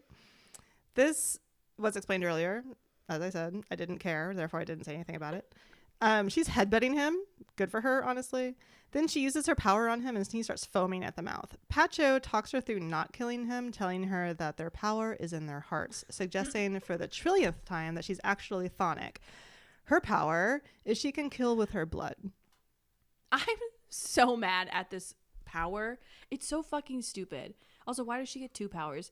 And like, so if she gets her period while they're swimming, like, does that mean just everyone dies in the water? That's a good point. Yeah, or like when she has sex for the first time later on, like, no way those brutes were like gentle enough with her. So she probably bled. And like, how come neither of them died? And like the doctors, the fucking doctors who healed her probably got blood on them because there's no way they were Also trained a or good wearing point. PPE. Well, also, wouldn't she just like dissolve the PPE because she dissolved the paper? Right. Yeah. Well, I think the dissolving of the paper, I read that as like that's the sign that you're special. But still, like the only person who probably would have survived was that creep who was like, you know, trying to look at her boobs because he was probably just making grabbing hands at her chest the whole time. But like, how come none of them died? Like, this author is really bad at writing. And everything in this book is so fucking dumb. Because like, I just don't understand how those other people died. Because if she's killing people with her blood, does that mean like she has to be angry enough for them to die? Or does that mean like literally they have to get blood on her? Or like they have to get her blood on them? I don't think that has to happen because remember the siren who died at the symposia? She was bleeding a little bit then. I don't think it got on the siren. And she started foaming at the mouth and died just because she was nearby. And I don't really, the whole thing is weird. So like every time she has a period, someone just dies by her? I think she did get a little blood on her. I actually reread that part because I was trying to make fucking sense of it. And they were playing that game with the knife. Okay. Oh, and I think it was something with that. Like she got her blood. What about the kid in the river? Helen should have died. The kid in the river, I think they were both just bleeding because they'd been running, swimming. And she talked about how her feet were bleeding and she was in the water with them. So maybe that was it. I don't know why I'm like defending it. But like, no, yeah. That's fine. No, make it make sense. That's fine. None of the other shit makes sense. Helen should be dead. Because she had bloody hands when she was like getting Helen out of all. Go back to school, girl. All right. Naturally, everyone's like, how is this girl a chthonic heiress, though? So they tell this story of Titans overrunning where baby Hercules was. I don't know where that was. Maybe and I don't know. I don't remember who did this. Like a butler, I guess, who ferried the baby to safety, except the baby was taken and they thought it had been killed. It was all very confusing. It turned out that Alexis is Hercules and she is the daughter of, get this, Hades and Persephone. That's just such an insane sentence. Alexis is Hercules. I mean, I don't have a classics degree, but Disney told me that Zeus and Hera are Hercules' parents. It's actually Zeus and a random human. Oh, okay. Yeah. Yeah, that makes more sense. I remember people are like, actually, that's not how it was. And they just were like, we have to Disneyfy it. It wasn't Yeah, adultery, I remember- okay? I remember thinking that at the time. I was like, oh, going with his actual wife, I see. Yeah. It was one of those things where Zeus is just like, I'm going to pretend to be this girl's husband because I can do that. Yeah. Just like I can pretend to be Golden Rain. But in this case, nope. It's Persephone and Hades. I don't know where. Don't they have like actual kids though? I don't know. It's just bad. Yeah. It's bad. It's all bad. So now that she's an heiress who went through the crucible, this is a grave dishonor that must be righted. Zeus proposes a marriage with his house. Persephone says she hasn't married anyone. Then Karen's like, oh ho, 1 second here. She's already betrothed to me and Augustus. He's like, check to see if I'm lying. And he's not, because he and Augustus sent the 2 boxes of the fingers, eyes, and whatnot.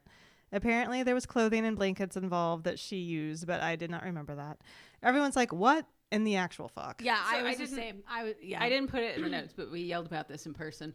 She had a very good case here to get out of this. Yeah, she did. Like the fact that number one, she is not from this culture. Mm-hmm. And the fact that her parents are actually like 2 of the most powerful gods. All she would have had to have done was gone to them and be like, yo, I did not know that was what it was happening. I didn't mean to accept anything. No, And that they would've- happened. Persephone was like, you don't have to marry any of these people. Yeah. So why not do that? She was just like, all right, fine. Yeah.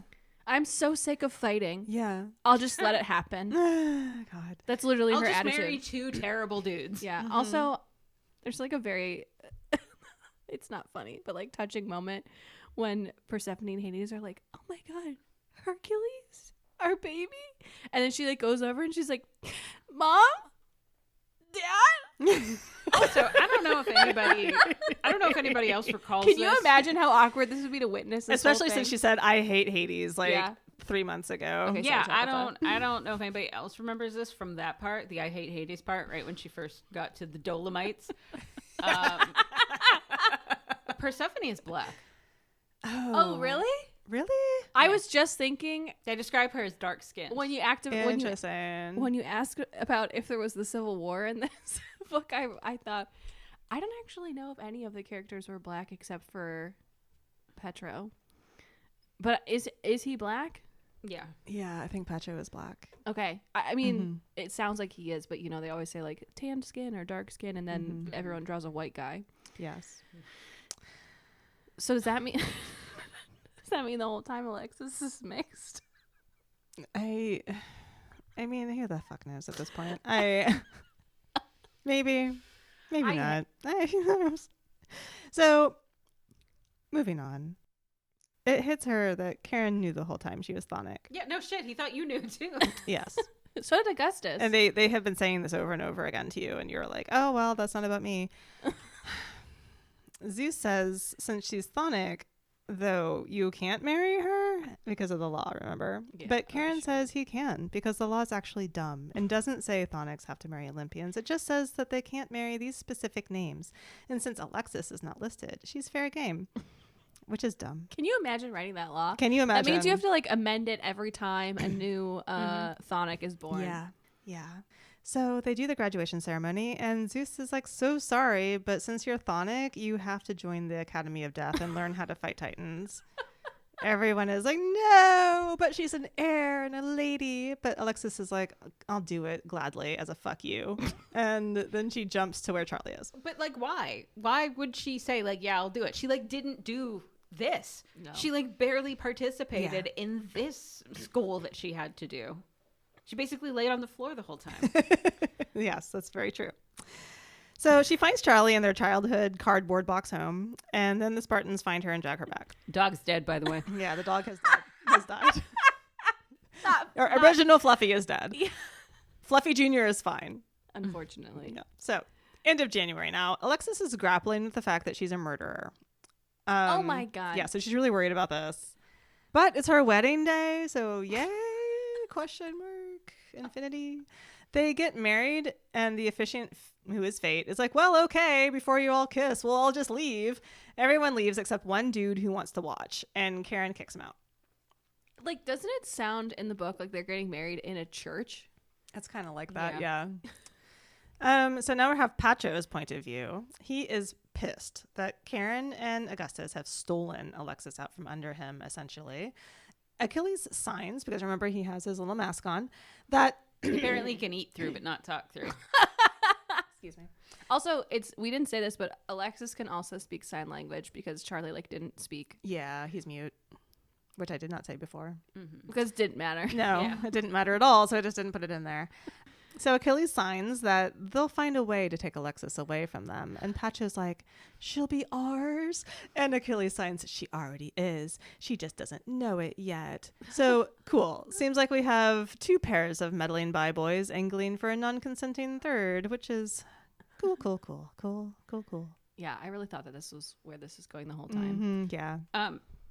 As an aside, I think this is funny. So the first time I ever heard of reverse harem as a trope, I thought of it as reverse power dynamic. So I thought, so there's one woman in charge and there's a harem of boys underneath her that she can do what she wants with. And then I found out it just means a gangbang. Yeah. And I was like, well, that's less fun. Yeah. The internal misogyny runs deep. Yeah, it really does. Yeah, more fool me. It's rough. You should man. write one. Oh, you should. Totally do it. I'd read it. I would too. Do it. You can call it The Hive. for no reason. Write a book about something in space, but still call it The Hive. Yeah. Okay, back at the wedding.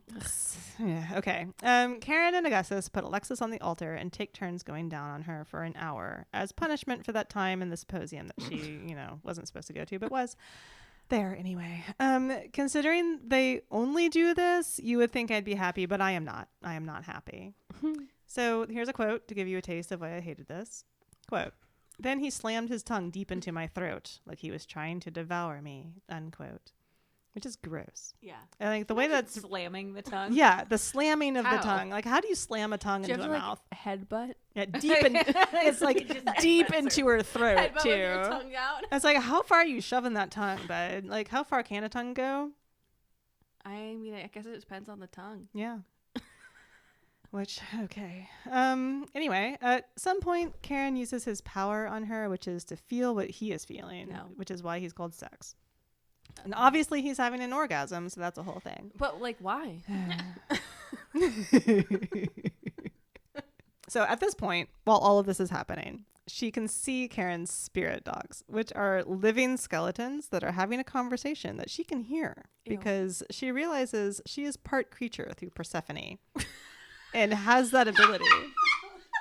What is a creature? I don't know. I don't know what it means. Then she realizes that the whispers everywhere she goes, because that was happening too that I didn't mention, were the dogs. And Karen has been stalking her this entire time. I don't care. The dogs. Yeah, I was like, that was totally unnecessary, but okay. Yeah, I hated this sex scene. It was gross. I really can't remember anything about it except for the fact that Alexis essentially just gives up being mad at them and lets them fuck her. And also and the thing is, they etch her the whole time, and I'm like, she's a virgin. Well, that's the thing is she was into it. When it was actually happening, she was into it. She knew what she was doing and that it was all cool and good. Yeah, out of nowhere. I mean, yeah, when you get raped, it can still be pleasurable. Sorry, let me rephrase that. Another pull quote from Emma. Please don't take that out of context. Your body still reacts. Yeah, your body really can think react. that's what the author was doing though? No, I don't think consciously she was doing that. No. Nothing she did here was conscious at all. I think she was fully unconscious when she wrote this. I thought it was really kind of a gross sex scene and that it was terrible. They had to do it in basically public. Yeah, they had to do it in public. It had to happen on the altar right there. And on top of that, they're like, you have, it's not that they demanded that she give consent, but she kind of was just no, they fine. did. Yeah, they basically did. They're basically you have to, this has to happen. She's like, fine, I guess. Which is not consent. No, and it's just everything about it is very dubious consent, obviously, and then it just wasn't sexy at all. But remember that this was written as a romance. This was billed by the publisher as a romance, and people are reacting to it online as though it is a romance. I know, and it doesn't feel romantic in the least. No. Everything about it does not feel romantic. These Yeah. are not romance leads, and this is not a romance, and this is not a romantic, sexy scene. I thought it was disgusting, to be honest with you, and here we are. Again, I've read some fucked up mafia shit, and also the book I rec is like a dark romance. But like at least the people seem to like each other, I know. and they're not like, Yeah. I don't know. Because I was waiting for this book to always make a turn. Yeah, you know? same. I was waiting for the boys to stop being assholes. Yeah. Or at least to start to look like they liked her in some way. Or like cared for her in some way. Yes. Instead of treating her as a means to an end. Yeah, which is why I was like hopeful when Karen was like, "Oh, you do have trauma. Yes. Let me like give, you know, Right. a droplet of care towards Right. you." There. I was hoping that And would actually then- build to something, but Yes, no, it it doesn't. didn't. It doesn't build at all. He It becomes flipped this. it and then killed everyone. And then just continued to be mean to her. Yes. Cool. I know. And then I was hoping, well, maybe the sex scene will be worth it. And no, that wasn't worth it either. That was equally gross. And I was like, all right. All the way at the end of the book. It was. And I had to get to the end, and this is what was given to me. Yeah, and we still have more. Yes, because now we have a Karen chapter. God fucking damn it.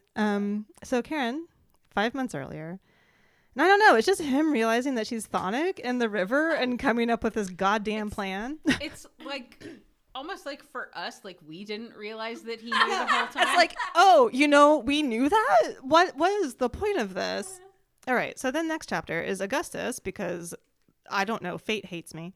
And he's carrying Alexis to bed. She's passed out, and he's plotting to do some murder on whoever hurt her as a child, which is, I guess, supposed to make me like him, but I am so deep in a loathing pit with him, I don't care. He could drop dead of a heart attack, and I'd be like, good. He's not doing this because he cares for her. No. And then Alexis wakes up in bed with them both and starts to plot her revenge. Like against them. Yes, against them. Which will happen in book 2, which I guess is going to be published by a Big 5 also, because, what is taste? So, listen, just listen. Okay. So, part of me gets how this is just a dumb romp and we need to not think hard, and damn, I do not want to think hard anymore. The one thing that I actually liked about this was the voice. I did kind of like the voice. I thought it was refreshing. Everything else, though, the plot was a hastily pasted together mess. There are contradictions everywhere because of this, and I did not understand the men. I did not understand them at all. Augustus can throw himself off a cliff. Karen is slightly more interesting in the way that Emma mentions, and then is absolutely horrendous afterwards, so it just negated everything. Tabitha's just Tabitha's just shaking her head like, absolutely not. There is no coming back. And I agree, there's no coming back. But the conversations they had with Alexis go nowhere. Most of their reasoning is chaotically confusing. It's not a romance. It's a bad, dark wannabe mafia romance where the men are all bad. Augustus is particularly bad. At no point did I think, oh, hey, they seem like they'll become romantically entangled, because at no point was that going to happen. Mm-hmm. And it goes nowhere. The conversations are all terrible.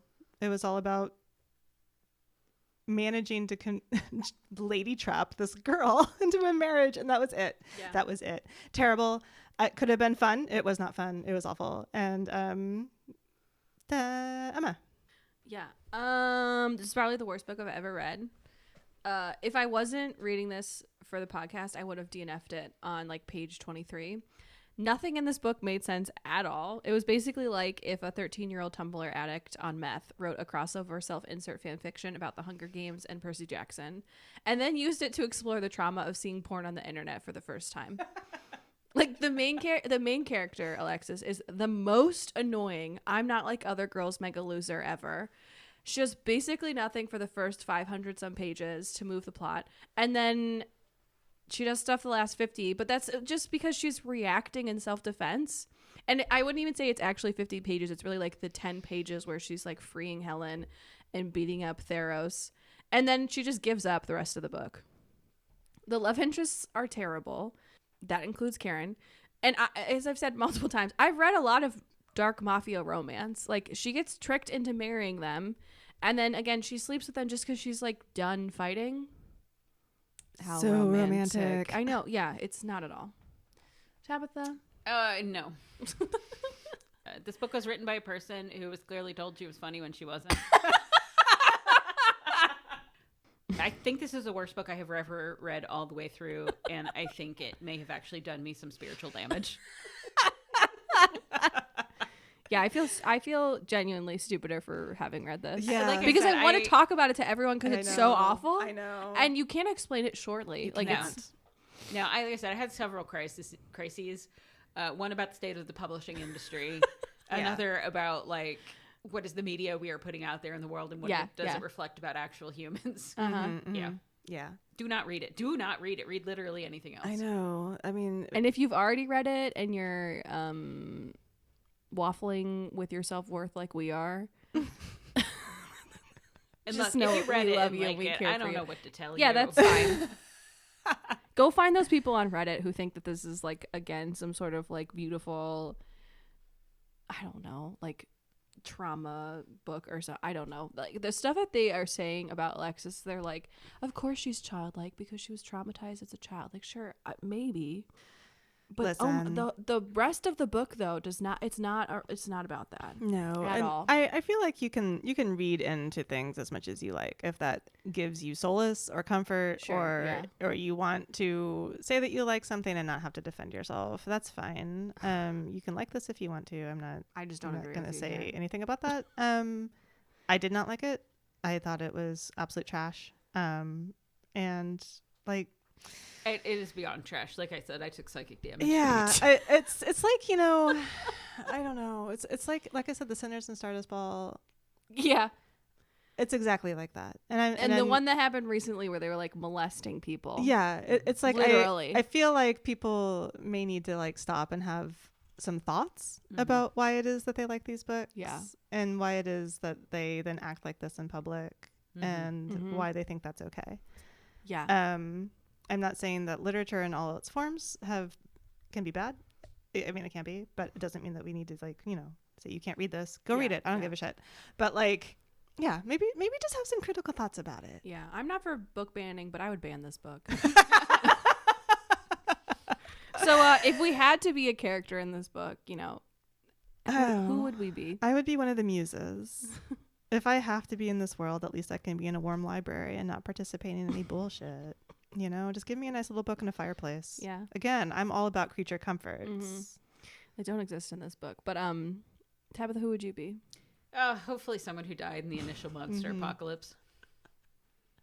I think I'd be that librarian who shot some kid in the penis. Yeah. Beautiful. I love that for you. Yeah. So So do we, since this book was so Yeah. Especially heinous, yeah, do we want to revive recommending good books? Yes. let's do some good books. Okay, so this is not romantasy because I generally don't read that genre outside of this podcast. She loves us, you guys. She That's does it what out she of means. spite. I read romance sometimes, but I haven't in a while. So what I'm going to recommend is Lucky Day by Chuck Tingle. It's not one of his erotica. It's one of his legit books. It's horror. Hey, erotica is a legit genre.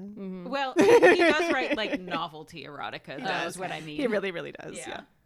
So I read this right after I read Blood of Hercules, and it was like so good it made me shivery because the one thing that Chuck Tingle is good at is like plot structure. Like he generally in his books will have overarching themes that are kept up throughout the book. Like this one, I would say it is like suicidal ideation because the general sort of plot is that there's this one day where like a bunch of improbable things happen, like that end up killing several million people. It's like pianos falling on heads, somebody getting beat to death by a chimp with a typewriter, just really, really improbable things. And this woman is a statistician, and she ends up pairing up with a government official that think they can trace it back to this something going on at this one particular casino that is really, really odd luck. Oh. And it's just so well organized, his books. Like the plot moves along at such a regular pace, but you have this like introspection. Like with this woman, she like watches her mother get killed during this event and just like falls into this complete fugue state for a couple years. And so it's like her process of like deciding whether she wants to rejoin the world or dissolve into nothingness. It's just so good. It's so good. It's so like an actual thing as opposed to the book that we just read. So yes, Lucky Day by Chuck Tingle. So I had a crazy stretch of great books that I read recently, but the romantasy in them were twofold. I read Six Scorched Roses by Carissa Broadbent, which is just a little novella set in her Crowns of Nyaxia series. And I really enjoyed it. I thought it was really like well wrapped up, and it was like a nice little gem that you could like look at and be like, this is nice. So I did like that. Go take a look. Also, people are going to roll their eyes at me, but I read Silver Elite by Danny Francis, and I didn't hate it. And I just want to put a little asterisk next to that to say, like, yes, it's dumb. Okay, it is dumb. I'm not saying that I don't even know it what was that book fun, is. or Yeah. but it was fun. No, it was fun. It was a little. It's not super romance, more like dystopian romance. Okay. But it was very Fourth Wing, and that Fourth Wing was dumb but fun. Oh, okay. And I thought like Silver Elite is trying to channel that. And if you just let yourself go and read it and just not have any thoughts like I was trying to have in this book, but that failed miserably, Yeah. it's okay. Like I said, I didn't hate it. Yeah. I think it gets a lot of unnecessary hate because it's like, oh, it's trying to channel Fourth Wing too much. And I'm like, bitch, Yeah. have and you they're, like, seen how the publishing industry is lately? right, this book, literally this book, yeah. Again, we said it during when we talked about all the Fourth and Fifth Wing and Sixth Wing books. Like, you can, like, just because some of us didn't like it doesn't mean you can't like it. So, except for this book, you can't like this. You're book. not allowed to like Like, don't come at us. We're gonna yell at you. We're just gonna sit you in a room and interrogate you and make you explain yourself. My rec is also not romantasy, but if you want like an actual dark romance with like a real morally gray and like really like morally black, like he does some really fucked up shit, love interest, and the main characters are also actually funny, you should read Lights Out by Navessa Allen.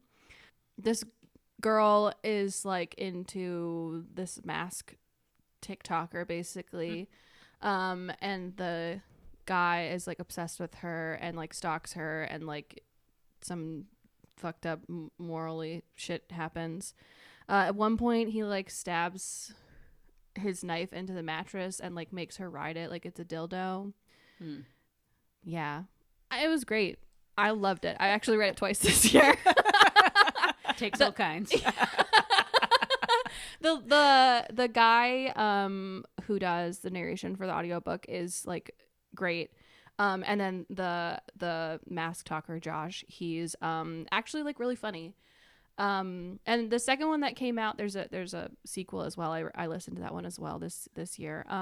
It's not as funny just because the characters themselves are not funny, but it's like got a mafia tinge to it.